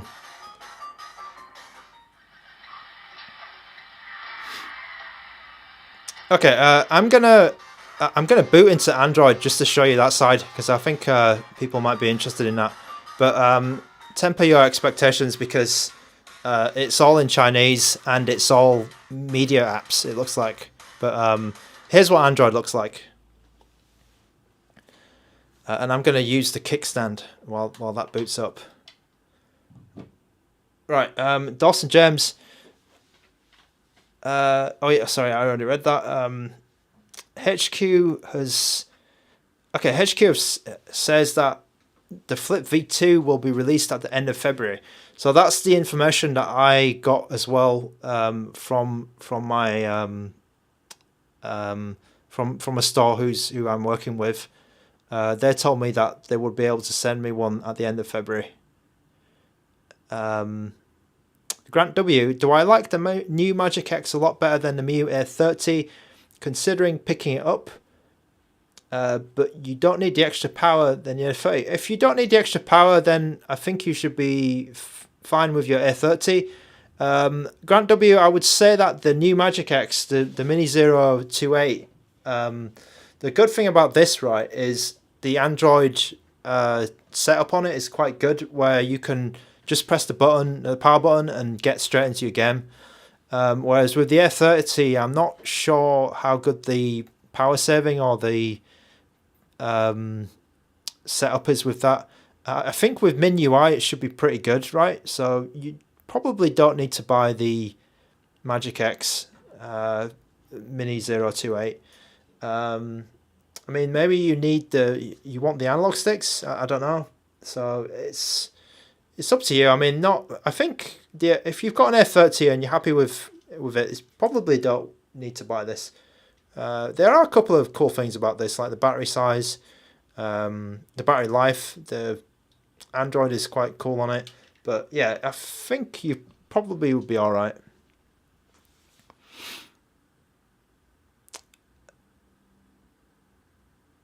FS, yeah, Ambinic do have some revisions, definitely, and I'm not quite sure sometimes when I get an Ambinic now, because sometimes I get it late, and then sometimes people like Russ or the Fox, they get like the V1, and then I get the retail one sometimes, so it with things fixed. I think that happened with the RG556. Like Russ from Retro Game Core got his really early, and then when I got mine, there was something different about it. It was either the 556 or the Cube. So there is some. They do revise their devices based on issues and feedback. Chicken McNugget, does this play GBA? Yes, it should do. 16:9 screen should be okay, right? Okay, so it's booted into Android, and I have no clue what any of this stuff does besides Chrome and YouTube and Play Store. Like, it is like, this is their Android, and it's kind of weird. It's really weird, actually. I really don't like what they did. I don't know how to get out of this launcher. Like, I just started the app, but I've got no idea what that app is. This is like some... Yeah, I don't know what this is. This is like some TV app or something. Here, so where you can download pirate TV, probably. If I quit out of this app... LED control. Open the LEDs, turn off the LEDs. That's all that does. I'm guessing this is a voice recorder. Yeah, it looks like a voice recorder. Calendar. That's Android calendar. Settings, which comes out of the side. So I don't know what... Is this Android TV or... It's very weird, this. Like, and I tried to change it to English, but I couldn't find... I couldn't do it. I tried plugging in a mouse and a keyboard, and I couldn't get to the button that changes it to English. So I really don't recommend this version of Android, actually. You got a clock here.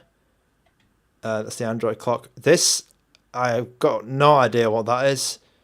Start. I've got no idea what this is. Probably some streaming services again. That's the People app or the Contacts app. Pictures app. Hopefully they've got no weird stuff on there. Yep. Okay. This cloud thing. What the hell is this? I've got no idea what that is. It's trying to get me to agree to something there. But I'm going to quit out. It's got a camera app, it looks like, but there's no camera on this device. So, yeah, I don't know why it's got a camera. This thing, what is this? It's like a chicken with a gamepad, and I don't know what that is for. This looks like a TV interface. Like, what the hell is that? It's trying to get me to download something or to spend some money or something. I don't know. There's something that looks like a joystick. So I don't know Chinese, right? I know some Chinese, but probably not enough to do any of this stuff. There's a button there, but I'm not gonna. Yeah, I'm not gonna be able to tell you what that does. That I don't know what that is. What the hell is this? Yeah. I mean, it looks like these apps need internet. So I've not. Oh God. Okay, some file browser. BBLL. Oh, this is a Bilibili app. You got Chrome, which we know what that does at least. MT something. I've got no idea what. Oh, it's some file manager. Okay, that's good. Play Store and then YouTube. And then reboot to Linux. So the Android side is a real disappointment on the stock firmware. So do not use stock Android on this device unless the English version, they cleared it up and they actually present something which is usable. I think Android on this is a complete waste of time on the stock firmware, that is. However, Gamma has. Yes, Deadfred, I can see in the chat. Hello, welcome back to the stream. Deadfred is dead on. He's saying Gamma OS is what we need, and Gamma has actually released Gamma OS Core for this device, and you can install it to the flash memory, which is very cool. And I may attempt that at some point because it's yeah, this is an interesting device for sure. You need a skin or sticker to cover up the logo. Yeah. Okay. Chicken McNugget is all right. So anything from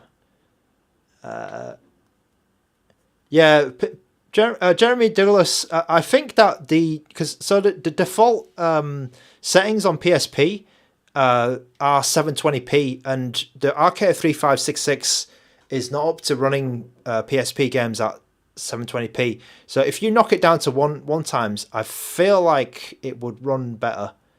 And it certainly did for Castlevania anyway. So I think you get a lot more games working, but still, I don't think it's going to be quite as good as the H700 because a lot of PSP games actually work reasonably well on H700. Okay, does it have a mic? I can't see one. So I don't think it doesn't have a mic and it doesn't have a camera, but it has the apps.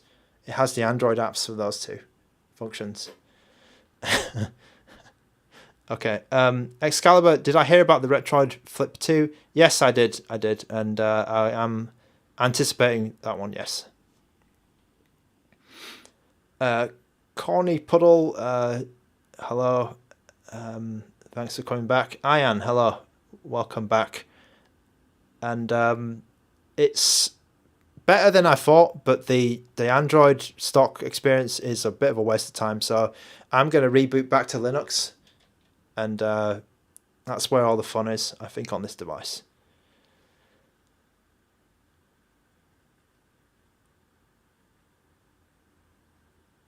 Okay, Deadfred has got one, and you've been running Rocknix on it. Okay, so I didn't know Rocknix was available for it. But I will be putting Gamma OS, I think, on this one when I get bored of the stock OS. So definitely look out for a video. This intro is amazing. Look out for a video when I put Gamma on this and my own games rather than the Chinese games.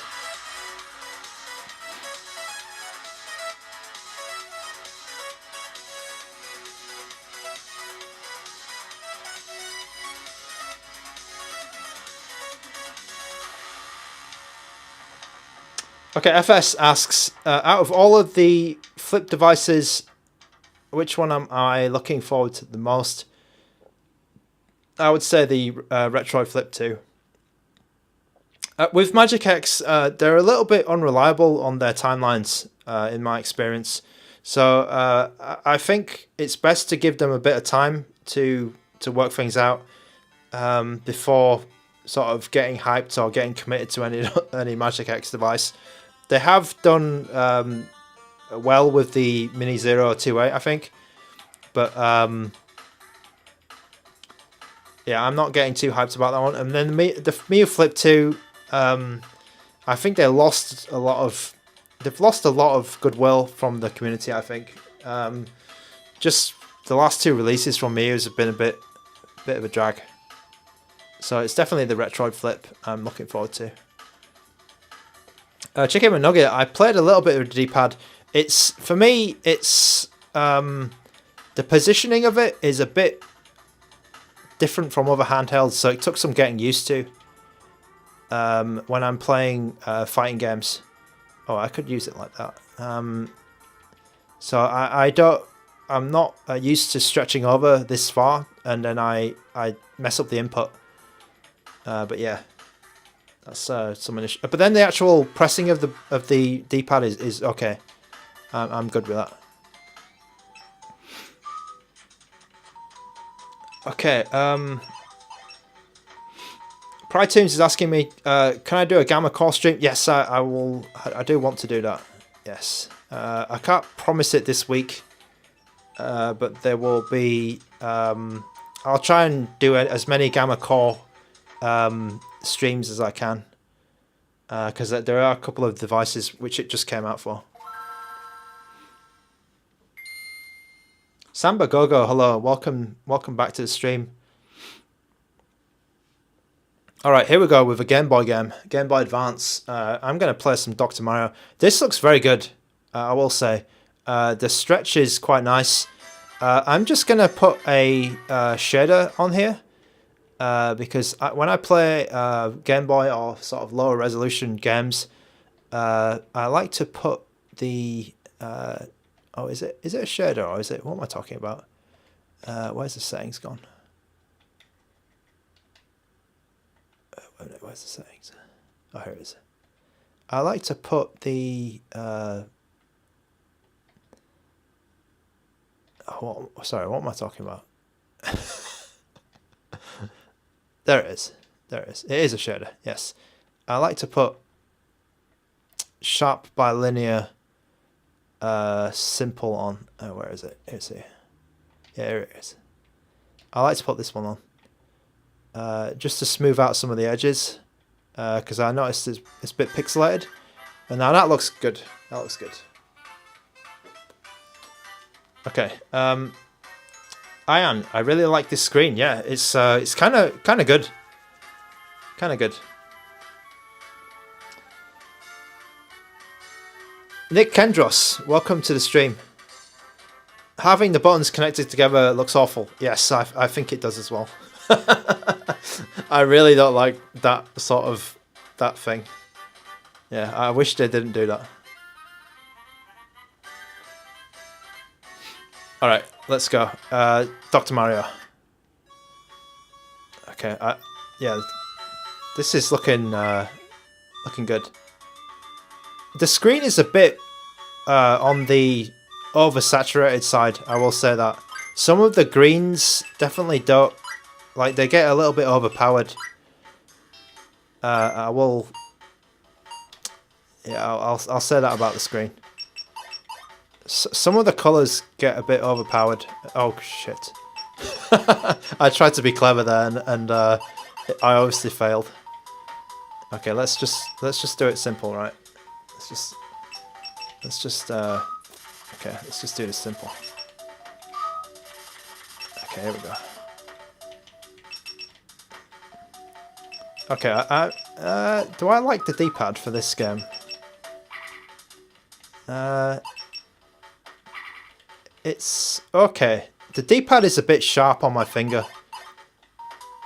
The D-pad's a little bit...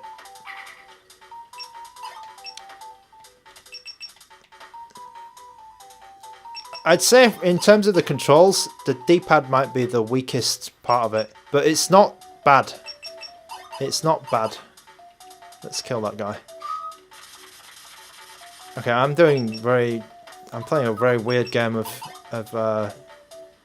Dr. Mario here. Okay, let's try and clean this up.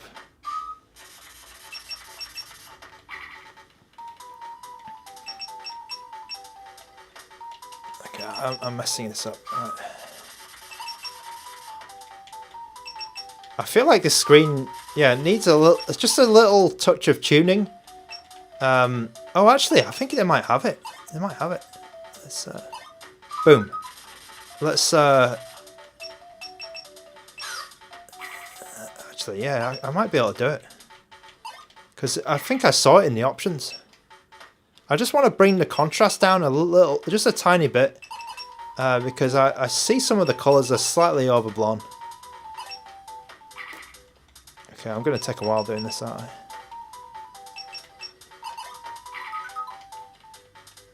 Okay, let's try and get these guys. Oh. Boom. Oh, is there a timer? Oh, I didn't realise Dr. Mario has a timer.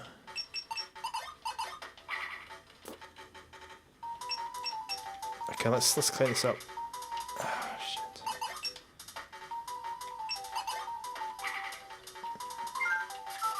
Yes. It's good music. I like that little jingle. Dr. Mario jingle. Okay. Okay, boom.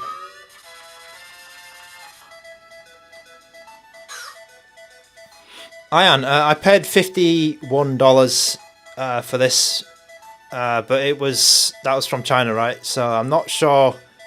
I'm not sure how much it's going to be on AliExpress.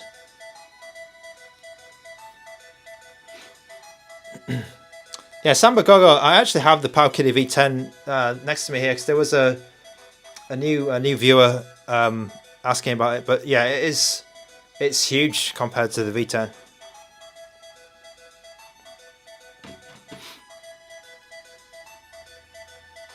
Okay, so I'm gonna try and fix that color issue because I just feel like something's a little bit overpowered. Like it's just a little bit oversaturated. So I'm just gonna try and bring the contrast down a little bit. And oh god, that music's really loud. I saw the option in the system settings, I think it was. Yeah, here. So I think if you played around with this a little bit, you could get the colours to look pretty decent. Hopefully these work. So I'm just going to bring the saturation down a little bit and the gamma down a little. Maybe I'll leave the gamma actually on 50, and then just start with the saturation because I feel like especially the greens are just a bit overpowered. Like on that picture, like it doesn't look too. It looks a bit too much. I don't know if it's contrast or it could be contrast, right? But it's just something looks a bit blown out. And I think if you found the correct settings, it would look good. Okay. Samba Gogo, no, it's not powerful enough to do Dreamcast widescreen hacks. It's only RK3566, I'm afraid.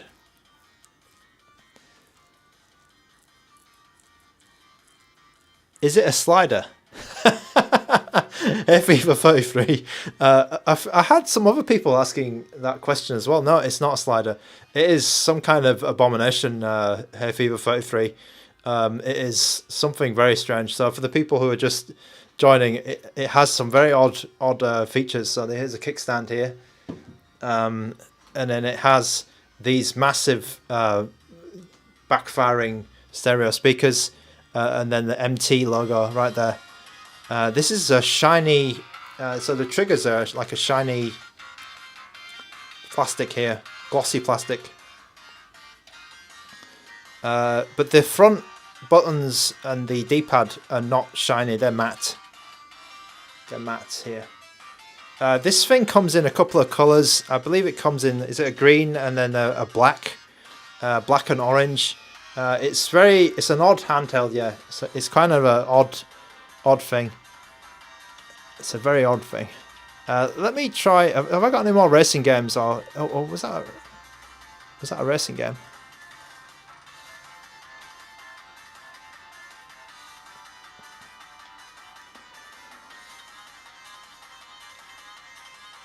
Okay.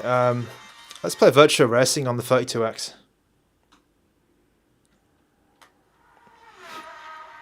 Oh, there's a little bit of garbage down there.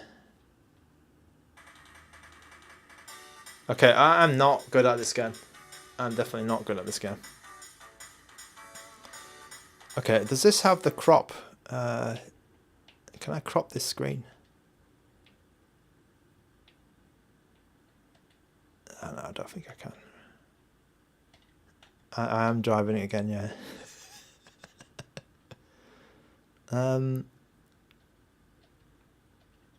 Let's try and... Oh. Okay, I'm going to make the screen as big as I can. Yeah, go on then. Let's do that. Okay, this is going to look good. Yeah. Okay, nice. Okay, I don't think the game is meant to be like that, but it's certainly not 16:9 this game. Oh, is it? No, it can't be. I think it'll be cut off. So let's just enjoy the... Yeah, that's... Okay,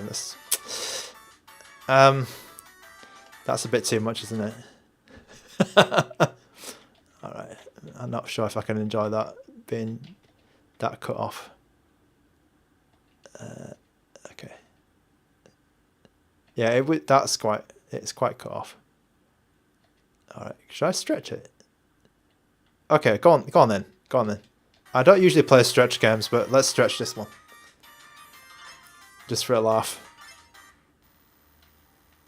Okay, there we go. Oh, look at those people.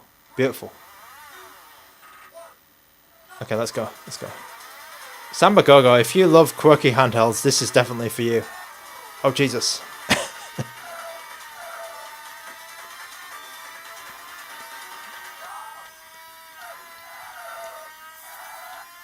Okay, this is... okay, checkpoint. Okay, I know when you crash in this game, it's pretty spectacular. So I'm going to try not to crash. Oh, Jesus. Okay. Right, I looked down at this. Okay, I have the stream running on an iPhone down there. And I just looked down and then I see the GameMT. Oh, okay. I see the GameMT logo and it really... Yeah, it triggers my OCD as well. So, yeah. Okay. Oh God. Okay. I'm doing okay. I'm okay. All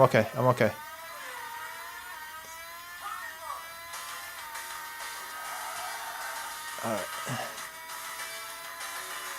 Okay. Should I try some analog stick? Okay. Yeah. This is way more comfortable. Yeah. Analog stick is. It's an analog stick first device. This one. The D-pad is kind of down there, and it's definitely not as comfortable to use. The D-pad is a bit too low down in this device, I'm afraid. But you can get used to it, but it's not. I mean, if you used other handhelds, it might feel quite awkward for a while. All right, here we go.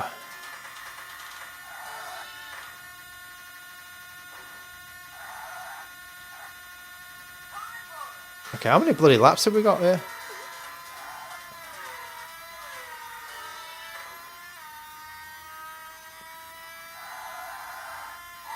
Oh, I love it how it spins out. That exaggerated spin out.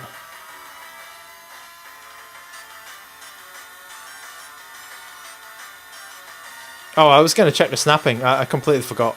I need to do that.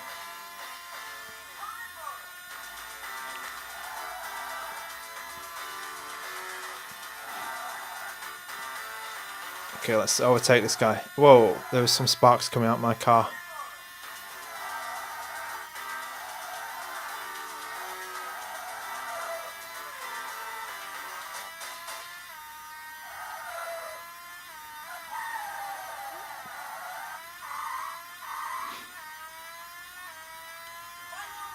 Okay, final lap. Final lap.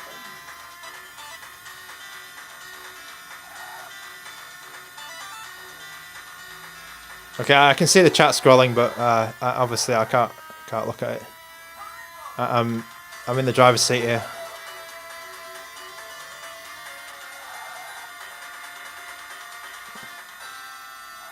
Come on, let's get to the CP. Yeah. Okay. I'm gonna finish this race. I gotta finish it.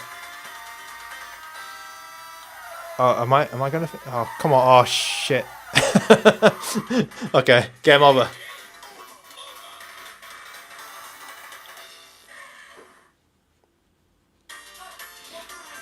Okay, not bad.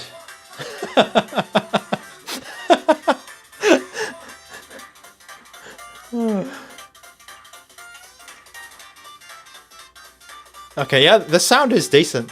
The sound is decent. Okay, Jeremy Douglas is requesting a PS1 game, so I'll check the that was Virtua Racing on the 32X. I will check I want to check the analog snapping first. So I'll just boot up PPS SPP, and then I'll go to PlayStation, PS1, whatever PS1 games they have. Okay. There was some more questions here. Are you able to? How much is this handheld? I paid $51. I paid $51 for this. But I am in China, right? So that's Chinese pricing. It's likely going to be more expensive on AliExpress. Okay, I just wanted to look at if the analog sticks were snapping or not. So this is nice and big for you to see. That's good. So I'm going to just try and... Alright, so the snapping is there. Yeah, for sure. Snapping is there. Yeah, it's definitely there. So it's kind of like Ambonic. Without any patches or anything. It's...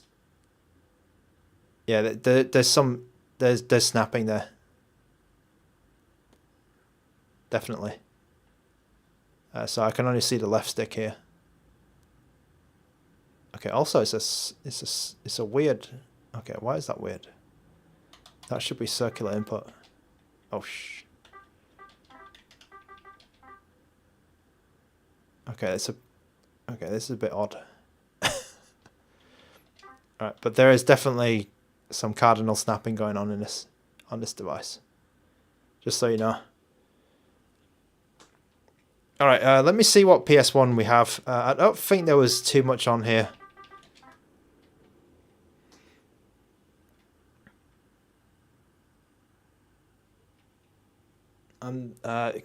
Did it have bloody raw? Might have done. The logo says Seta Mint backwards. Okay. Can it run N64? Yes, it can. It can. It has the RK3566 and 2 GB of memory. 2 GB of RAM. Where's my PS1 for Jeremy? Jeremy D here. Okay, so oh, what is this?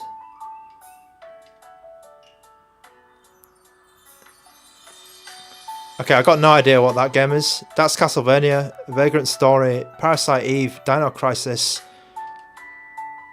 That's Raiden. That is Street Kingdoms 5. Bloody Roar 2. They have it. So I'll play some Bloody Roar 2. I don't know what that game is. Biohazard 2 and 3, and then Tekken 3. So let's play Bloody Roar 2.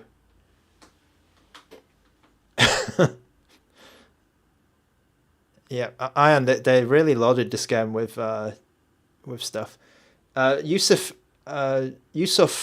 can this handheld run Android? Yes, it can. It can. It can actually dual boot Android, but the stock Android experience is a bit crap. It's not good.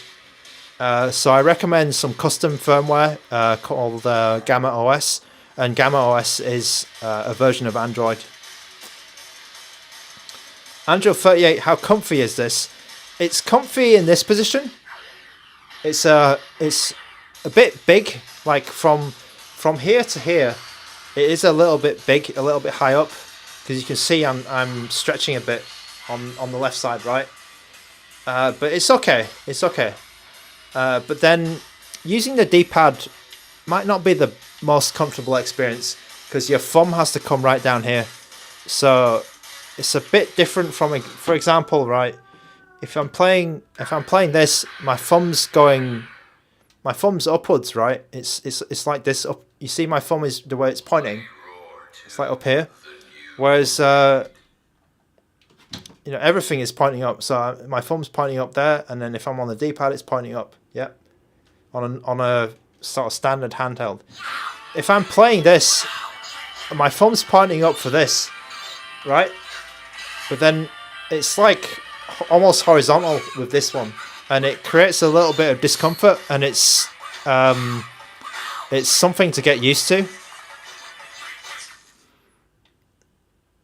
And I think I'm kind of adjusted to it now, but when you first get the handheld, you might feel it's a little bit uncomfortable because of that reason, especially if you played other stuff.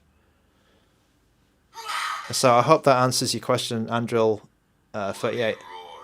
It is not more uncomfortable. The GK2 Pixel 2 is kind of... it's a different kind of discomfort with that one. Why am I... Why is this... Okay, here we go. Okay, here's Bloody Roar 2 for Dead Fred. I don't know who's good, because I've hardly played this game. Let's be Stun. Insect. Oh, I'll look at... sorry, I was looking at the names. I should be looking at the animals. The bat, the tiger, the mole. I'll be the rabbit.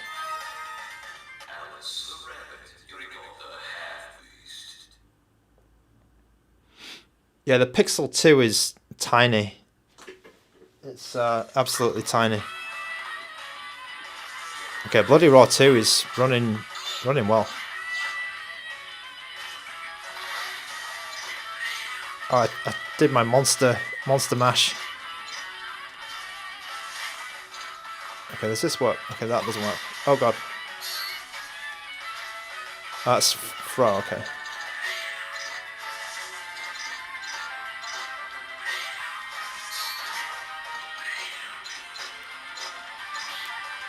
Okay, Zodiac Curse 12. We don't have Rumble Roses, but we have Bloody Roar 2. A rabbit versus a... whatever that is.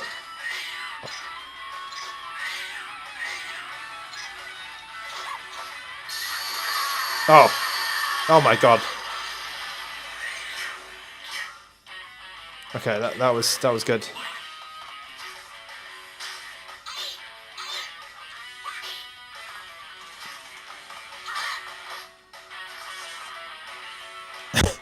How do I move? How do I move up and down? Oh god.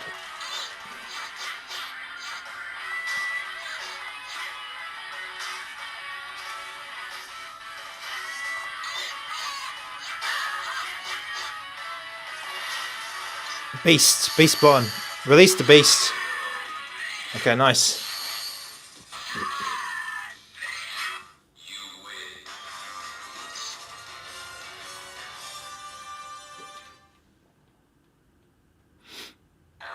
Yeah, Jeremy D, Android side for gaming, I will have to do that on another stream because it's definitely not set up for that. The stock OS Android experience is more about media, watching videos, you know, using the kickstand.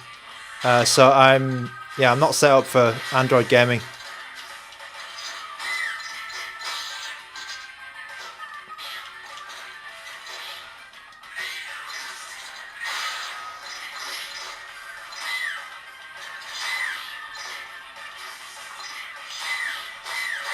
Oh man, I'm getting blasted.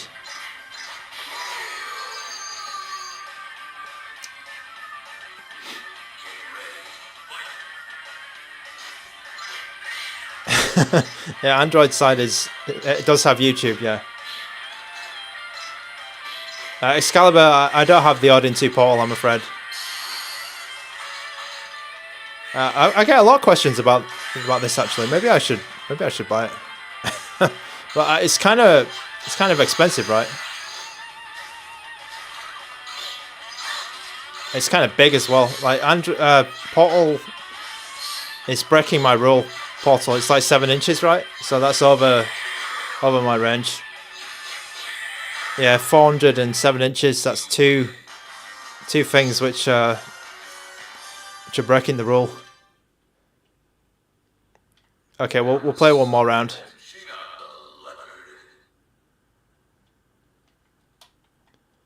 RetroArch uploaded a Flip 2 promo. Okay, interesting. Oh.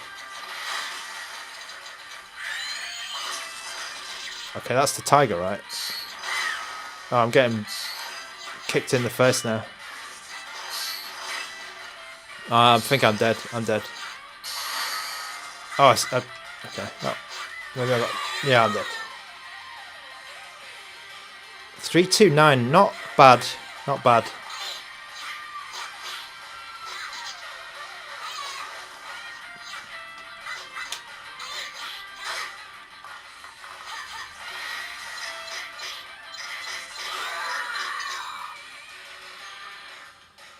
Okay, promo had no specs. Okay, good. I didn't miss anything then.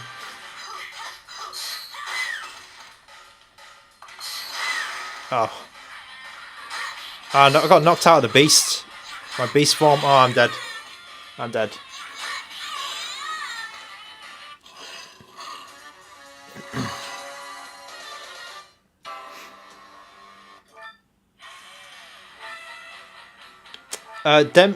D-Mid Vidovine E6 Max. I don't have any news on this. The most recent stuff I heard was that it was going to be between 400 and 475 in China. So that's around $65 US dollars. There are some problems with the E6 Max. I think about a week ago I saw some E6 Max units and they had an issue with the power button where it was cracking. There was some cracking near the power button area. And then also there was some battery drain issues which they were fixing. So that was the reason why I think there's some delay on it.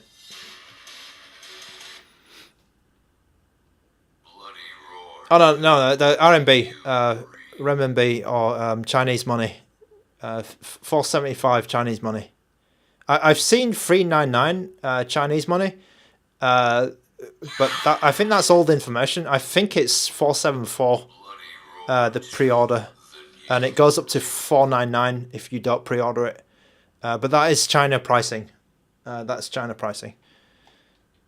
Okay, right, so that was Bloody Roar 2. It's running well. I didn't see any issues with that. So Bloody Roar 2 is a harder to run game on the PS1, I believe, and yeah, I had a good time with it. Okay, what do we need to go to next? Yeah, PS1 does look pretty good on this. No issues.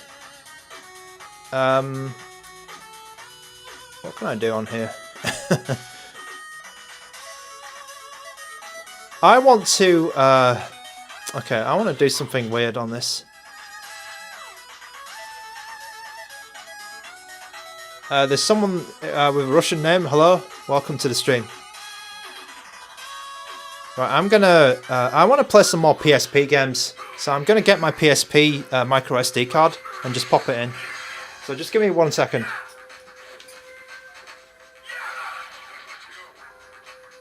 I need to find the bloody thing. Let me. Okay, let me put the. Just give me a moment because I need to find this. Ranger, hello. Yeah, it's been a while. JSD and Ranger. Thanks for dropping by. I'm just going to put the screensaver on for you guys. I need to find my PSP micro SD card.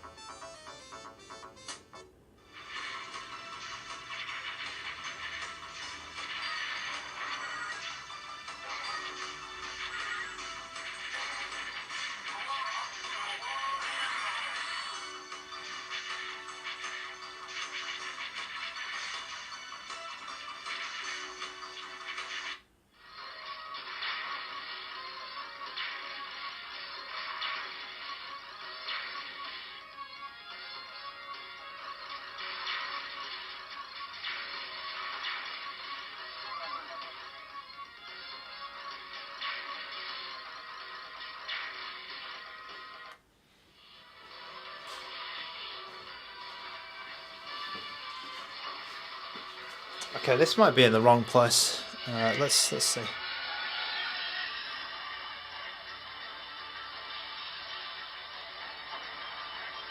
Where's the Pride Tunes? The HDMI port is here. Right. Okay, I'm gonna. Hopefully, I put the games in the right place. Let me just double check. Okay, let me turn this off.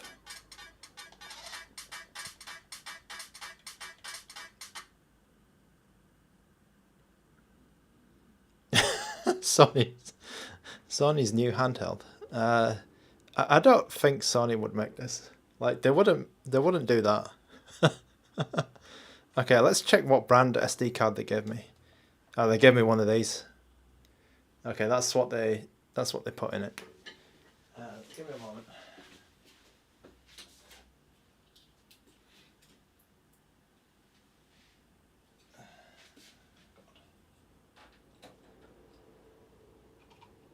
The brand is 64, yeah.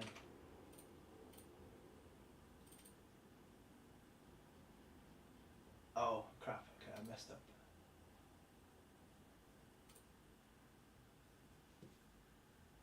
Alright.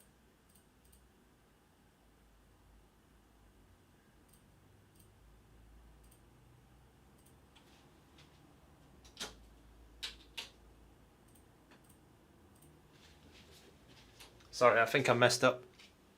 Give me a moment.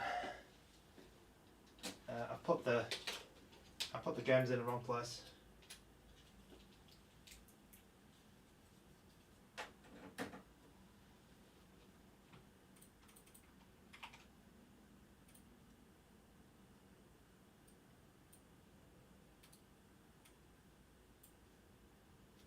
All right. Okay, I have a. I'm not sure if this is going to work. I have a PSP SD card here, and it may or may not work because I don't know where all the skin files and stuff are. I just literally hoping this works. Right.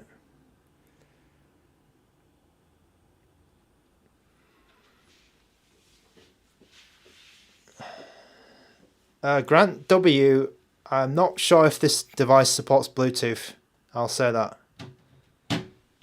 Oops. I'm not sure. I didn't see any references to Bluetooth. RK3566 usually does include Bluetooth, but on some handhelds, like the Bubble, it sometimes works, or does not work, rather. Oh god, okay. Something has happened. It's gone to Linux. Let me see if it boots into Android. Sorry, it's gone into Android. Let me see if it boots into Linux. Okay, please boot to Linux.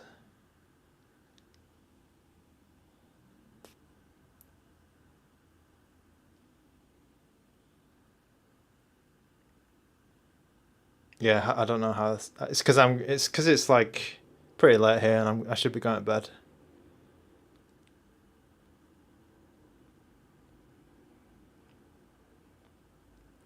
All right, so have they got the cards mixed up? Have they got the cards mixed up? Right, let me, yeah, GG. Okay, I'm gonna try something else, which is, so I think the Linux might be on that card, the 64 card. Let me try to. Let me try this. If this doesn't work, then yeah, we'll do PPS SPP on Gamma OS core for this device. Yeah, I'll stream this again. Let's see. Yeah, Chemical Burrito, the Android interface is horrible. It's horrible.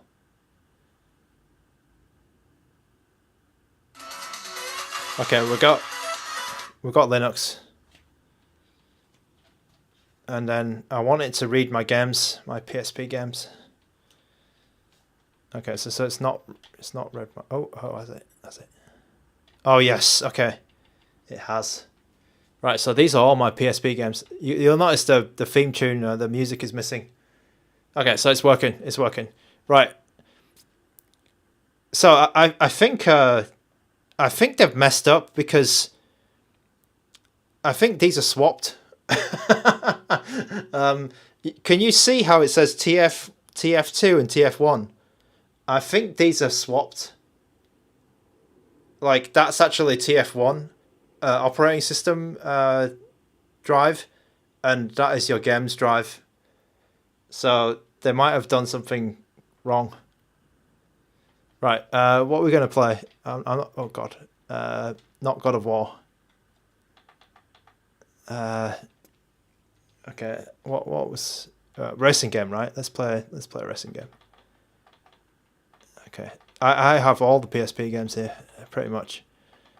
Oh, Need for Speed, right? Someone, Fadil was asking for. He's always asking for Need for Speed. Let's drop one of those on.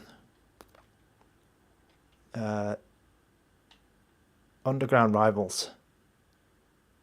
Okay, here we go. Yeah, Linux must be here, and then this is mine, right? Oh, Outrun 2000. Okay, sorry.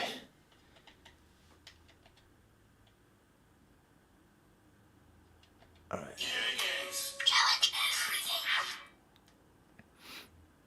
Okay, I really don't like it how they changed the font of the.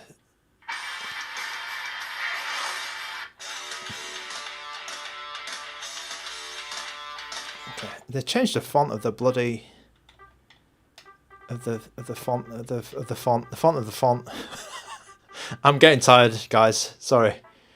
It's just past midnight here.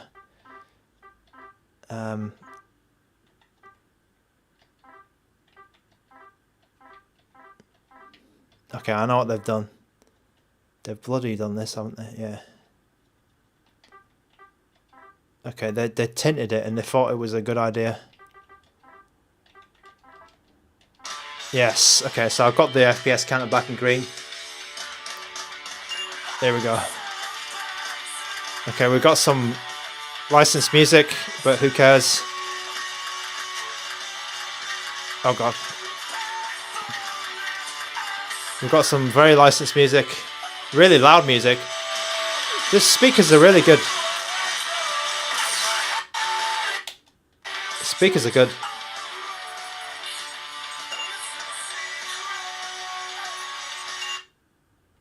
Speakers are nice.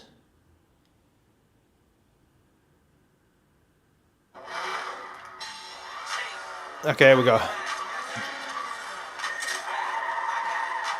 Okay, chicken McNuggets. I crashed on the first corner. Chicken McNugget is saying that this game is very hard, and in true FTN fashion, I crashed into the very first corner.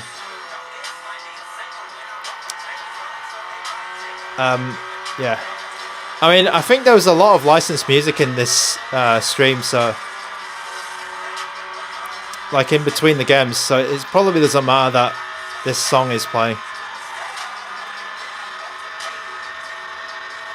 Okay, we're getting about 25 FPS here. It's not running perfectly, but it's a good effort. It's a good effort.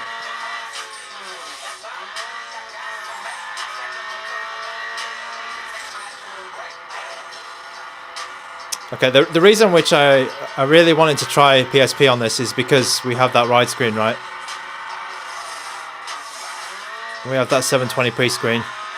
I'm only using it at 1x resolution, and I don't have any of the speed hacks on.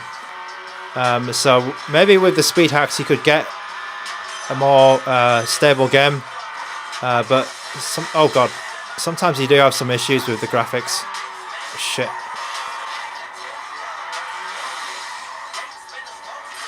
Okay, I went from first to last. I'm gonna have to use my nitrous. How do I use my nitrous? Oh god. Yeah, let's go for that.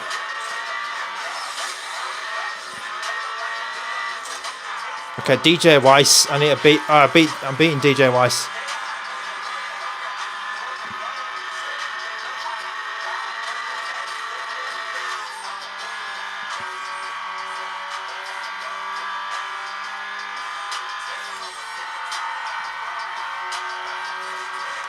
Do you know what? This handheld is not too bad for. It's not perfect, but it's kind of decent for widescreen gaming. It's kind of good. The screen is good. Okay, nice. Yeah, I am. That's true. That's true. Okay, that was. What is this? What game is this? What game is this again? Need for Speed Underground. What? Rivals? Okay, Need for Speed Underground Rivals. Yes. That's. Boom. Okay, let's move on to another PSP game. Let's. Any PSP games in the chat? Midnight Club Dub 3. Okay, Midnight Dub Club. Midnight Dub Club. Let's go. Let me try and find it. Okay. I'm having a lot of fun with this now. Midnight Dub Club. Where is it? Yeah. Okay. Here we go.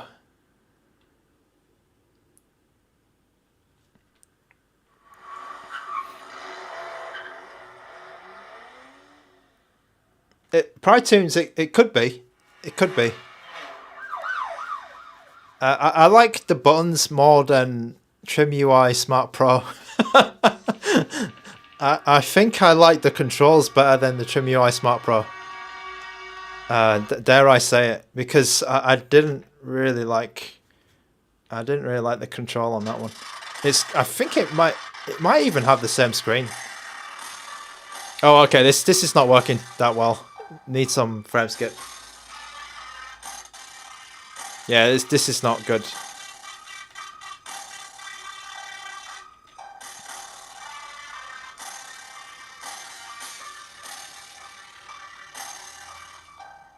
Okay, yeah, I think we're dying a bit here. Let's go frame skip 1.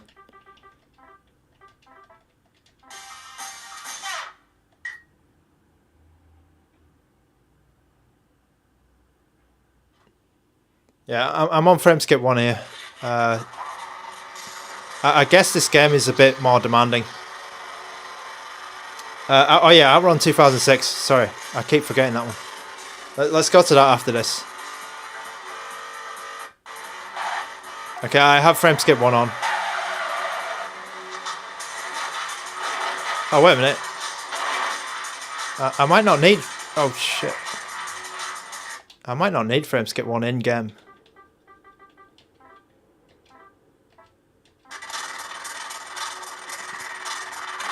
Okay, I can't... Oh, yeah, I do.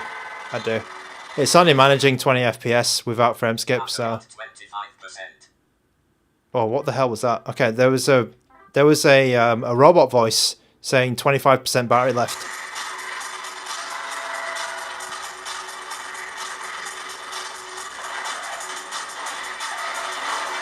Oh jeez.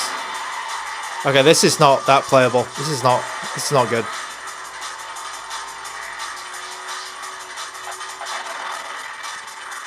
Yeah, this is not good. Sorry, Jess D. There's too many reflections and things going on.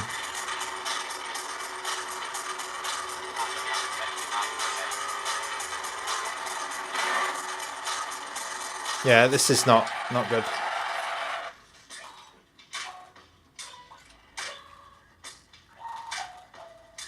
Yeah, it's dying. Okay, all right. I'll leave it there for that. You get an idea of the limits of this PSP emulation. Turn off ray tracing. Sorry, I completely forgot about the Outrun. That should be here.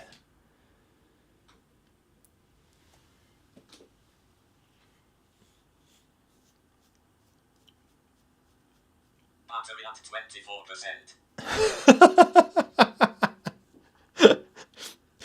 24%. I lost 1% in that. Oh jeez. Maybe it'll keep announcing the battery.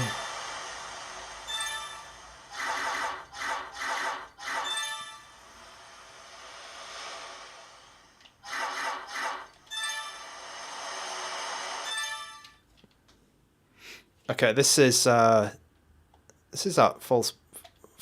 This is without frame skip, right? I'll just check. Okay, one time. 23%.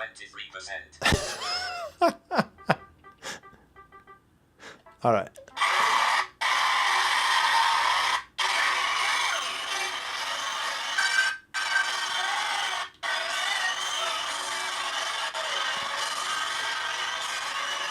Oh no, it's not good. It's not good. Getting 75% speed here. So this game also needs frame skip 1. Yeah, this needs also the magic setting. All right.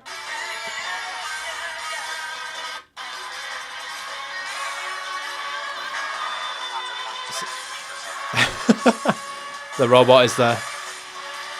Oh my god.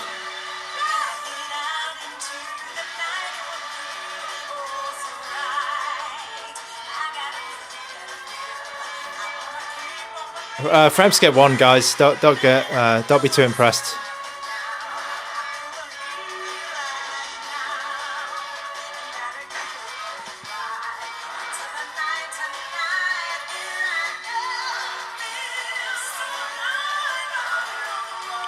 Speakers are actually pretty good. Nice and loud. Nice and clear. I mean, I'm pretty sure I'm going to get YouTubed here. Who cares?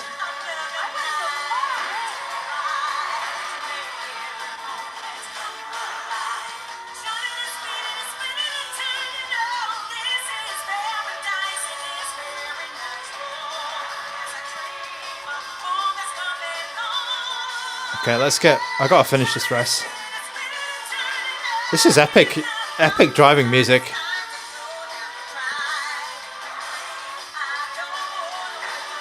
Oh, that was not good though. Not a good corner. Oh jeez. Battery at 21%.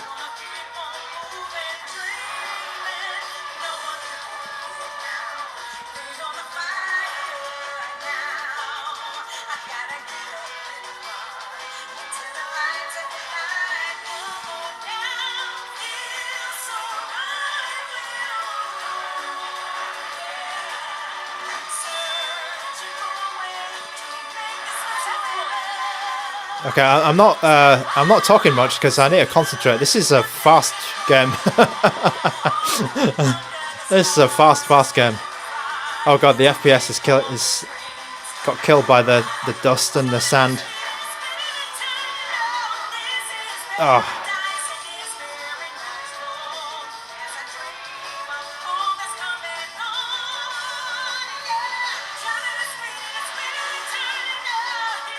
Oh no. Okay, maybe I should, yeah, maybe I should try this.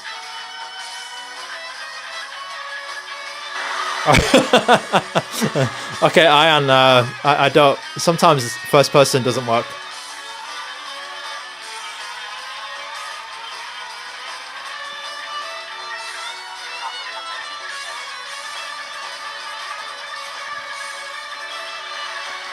Okay, am I gonna, hopefully I'll make it.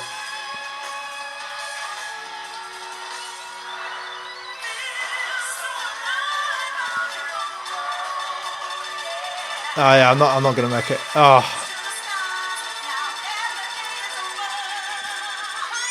Okay.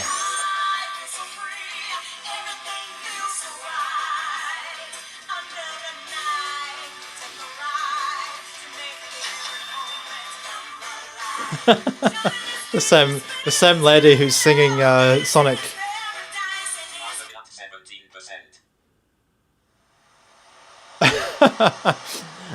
All right, Samba Go-Go. That's out of order, man. That's out of order. You can't say that. That's. I'm insulted. Okay, I'm gonna show you some driving. I'll show you some driving. I'll show you some bloody driving.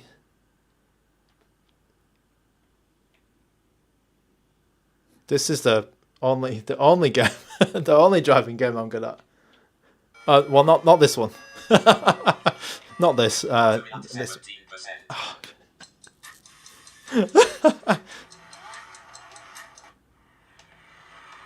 Ridge Racer.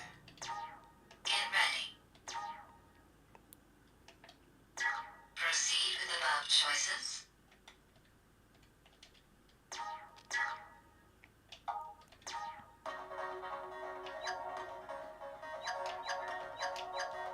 Please select a machine commander.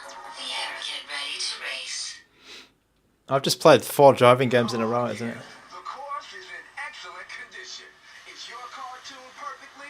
Get ready. About to begin. Okay, hopefully I can get 60 FPS. 3, 2, 1, go! All right, here we go. Yeah.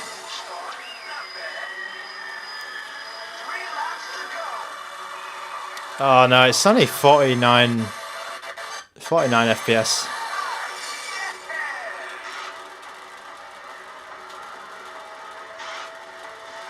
Okay, that's a bit of a shame. It's like 40 FPS. It's not full speed. So here's another game you need frame skip 1.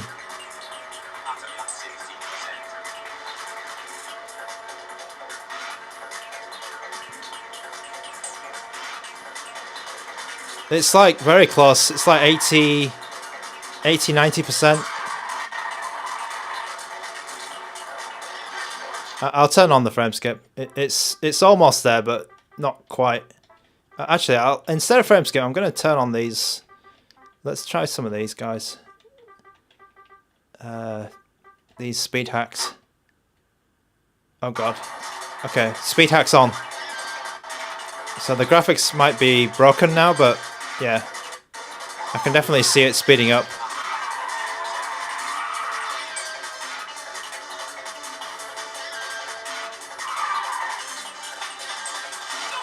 Yeah, the boost graphic is all wrong.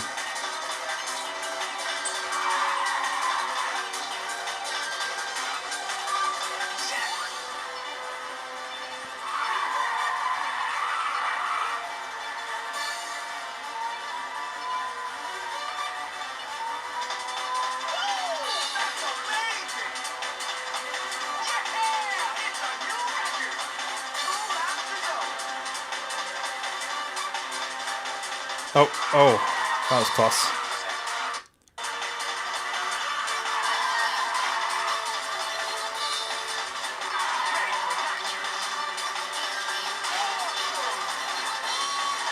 Yeah, the boost sort of blurs the screen, but it doesn't work. It doesn't look correct.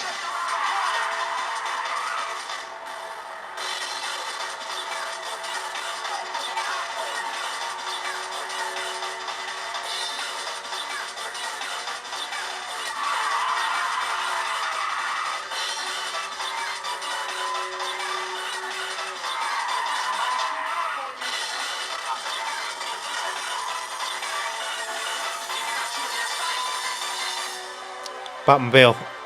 Michael Keaton's Batmobile.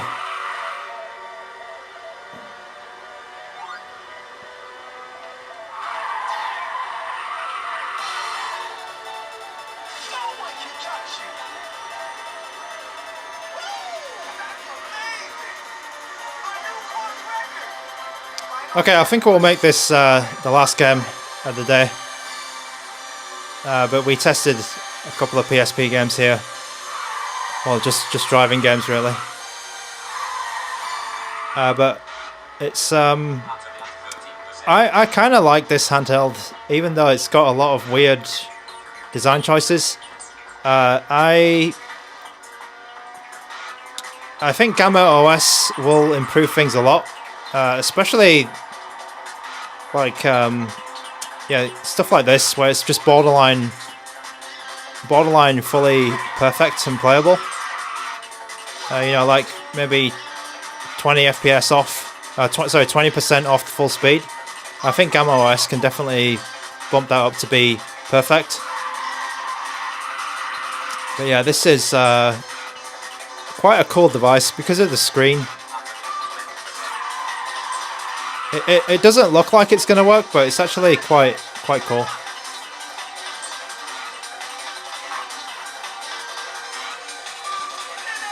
Alright. I've got to play it out. Nah, I'm good. Yeah, so Jeremy, I've got frame skip off here, but I have the speed hacks on, and it makes some. There's some graphical issues.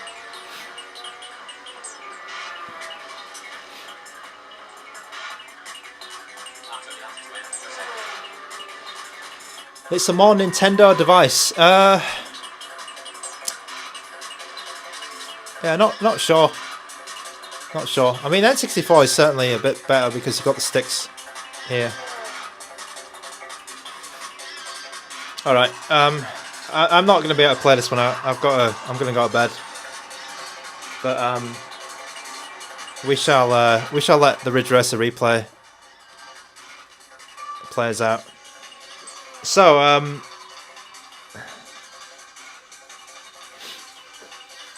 yeah, I mean, this one is probably the best chance Samba Gogo Maybe some of the 2D games. I didn't try that many. I didn't try any 2D PSP games actually. Do you know what? You guys.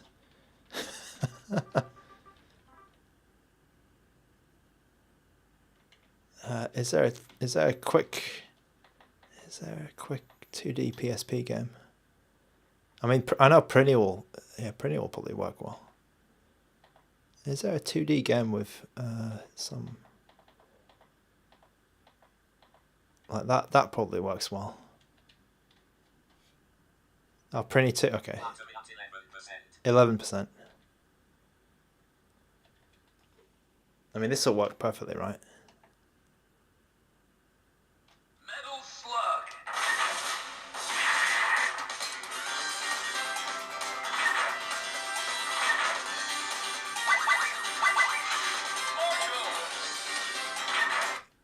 Mission 1. Start. Okay, the speed hack does definitely causes some issues there.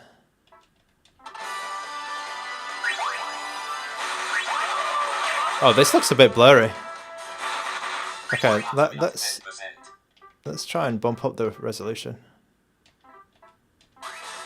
Okay, that's better. Here you go.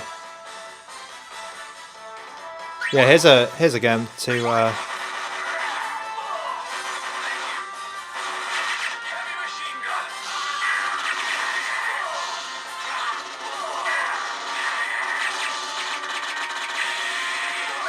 So here's a game on PSP which will probably run perfectly throughout the entire game. But I see, like, if you've got a 2D PSP game in mind, sorry, this is too loud. If you've got a 2D PSP game in mind, it's probably going to work perfectly well on this device. Too much destruction going on there.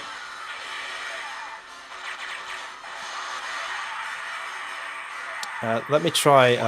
There's a couple of these, right? Prinny 2. Let's go through these really quickly. Patapon, that's gonna work fine.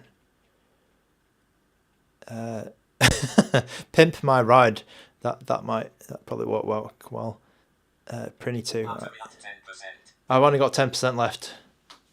It's telling me.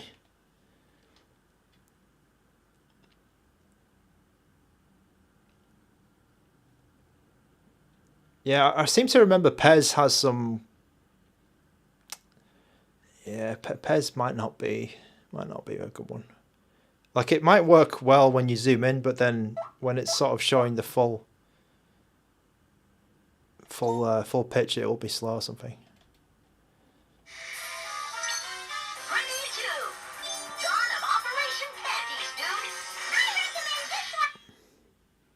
Okay, I'm still at. I think I'm still at 2. Yeah, I'm at 2 times resolution here.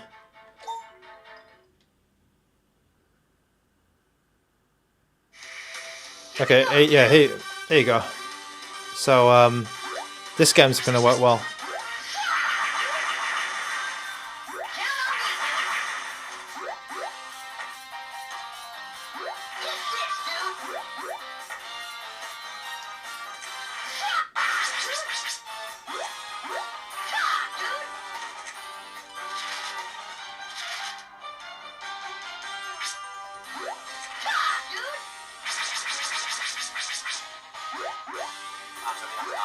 How do I get up there?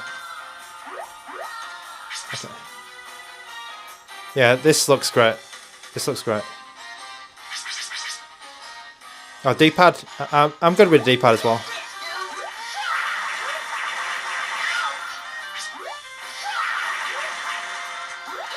So I just feel like it's a bit more natural to use it here, with my thumb up here, because it's just yeah, it's just a device. It's a bit odd.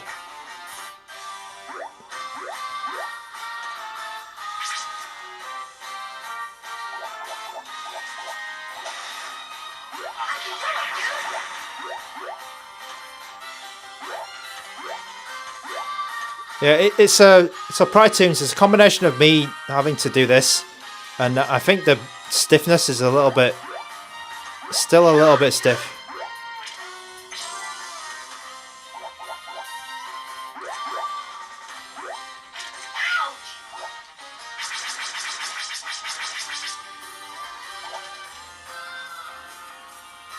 Okay, I'm gonna try. I'm gonna try one more game.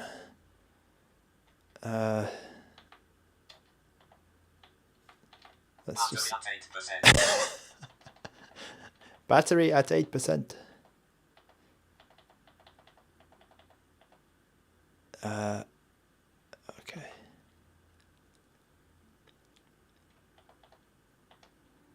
Yeah, sorry. I think that the D-pad, it's still a little bit stiff, and I'm hoping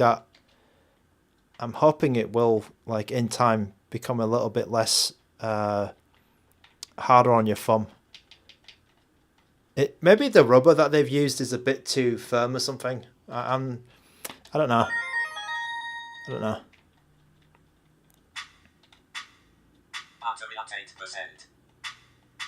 Oh, I think I put the wrong Gradius on. This is not the Gradius that I wanted.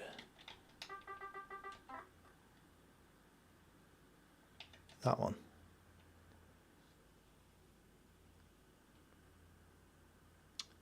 Dawson James, imagine someone with an RP5 wouldn't want to buy this. I don't know. Oh, I think that's exactly the same game. Okay. Is there any in widescreen? I seem to remember there was a Gradius game in widescreen, but obviously not this one. I'm wasting precious battery life here.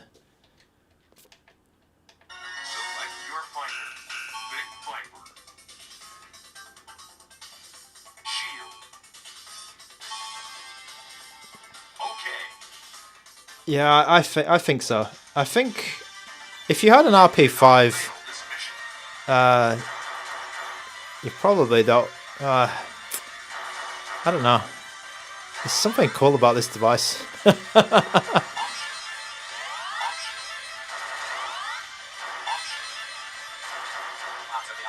Wait, have I got like some kind of cheat on?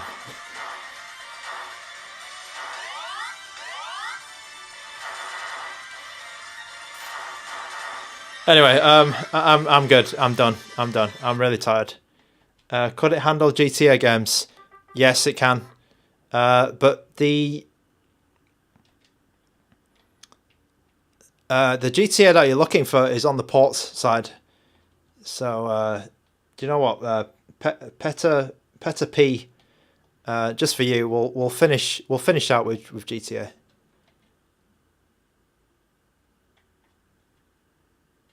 We will finish out with GTA. Oh. Is it turned off? Has the damn thing turned off? We'll finish out with GTA Vice City on the port side. Oh yeah. Okay. Just before this dies from the battery. So how long have I been going for? 3 hours. Okay. 3 hours battery life is not that good. I've got a feeling the 720p screen uses a lot of battery life, because I'm sure RK3566 devices last longer than that. So the battery might be a bit average on this device. I think 3 hours is still not bad, but yeah, it's a bit much. Yeah, the drainage is a bit much. 7% now. Okay, this is for Peter. Sorry if I said your name wrong. This is GTA, but unfortunately, I think it looks like a Chinese version of it. But it will give you an idea. It'll give you an idea how it runs. Oh, there's no speech. Okay. They've probably taken it out for for the Chinese. Oh, there's actually no sound. Oh, jeez. At 7%. Okay, I don't know what's going on because there's no sound, but I think if you've got the proper version of this game, like the ports version, it looks quite good actually in 720p. I think you should be good. I think you should be good. The PSP ones, funnily enough, might be harder to run than the ports version of it. But yeah, I was hoping to have some GTA music. But there you go. There you go. How do I quit? Where is that? There was no audio. Okay, yeah. 7%. There was something going on the audio there.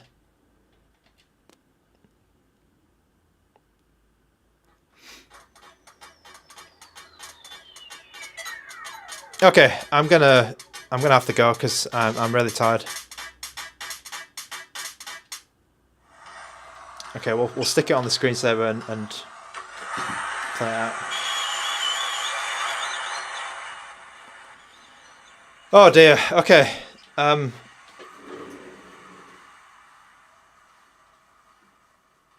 good. I'm good. This has been the GameMT E5 Plus, and the battery is at 6%. It's been a long stream. It's been a really long stream.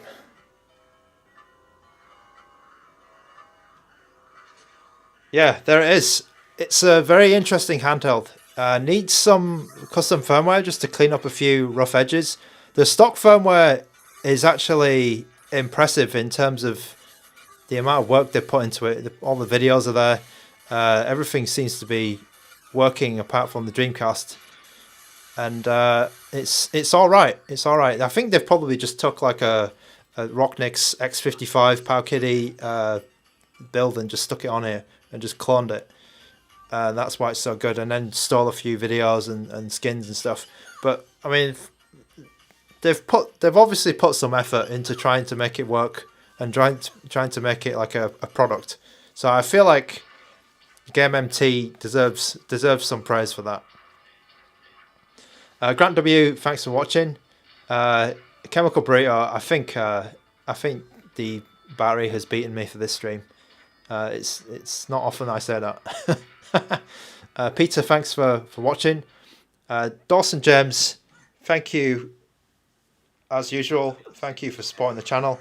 Ian, thanks for supporting the channel. And Pride Tunes, thanks for sticking around. I know you're a big GameMT fan, so I hope this is hope this stream has been interesting for you and the GameMT people that you know. Zodiac Curse 12, thanks for watching. No Rumble Roses, I'm afraid, this time, but yeah, it's I think I don't have any Androids, do I? What Androids do I have coming? No, I don't have any higher budget stuff coming. So, yeah. Did the battery just go up? It said 9% or 5%. Thank you to Solidus T. Jeremy Douglas, Jeremy D, thank you. Jess D, thank you for watching. Andrew38, thank you for watching. Who else is here? LSM&X. Chicken McNugget, of course. With you got a new profile picture. HQ.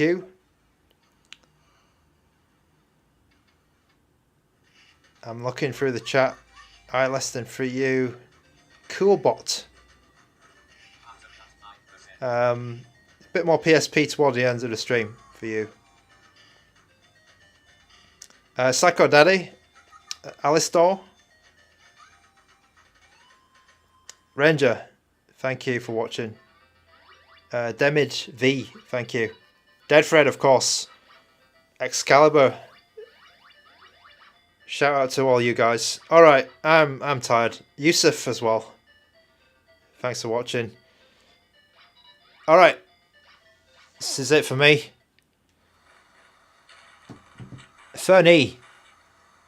Sorry, I forgot you as well. Thanks for coming by. And yeah, this has been the GameMT E5 Plus. Look out for it on AliExpress, I guess, because it's not generally available. But I guess it'll be soon. Oh, that is a weird game. What is that? Alright. I'm out. Thanks for watching, and next time... what are we going to do next time? Probably Magic X Mini 028. Probably tomorrow.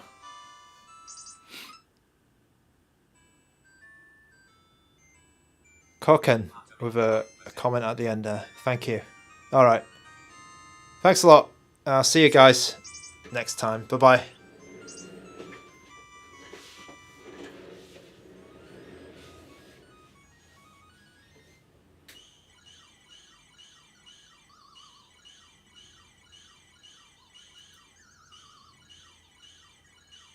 Oh, wait a minute. What's the battery now? What's the battery now? Battery check.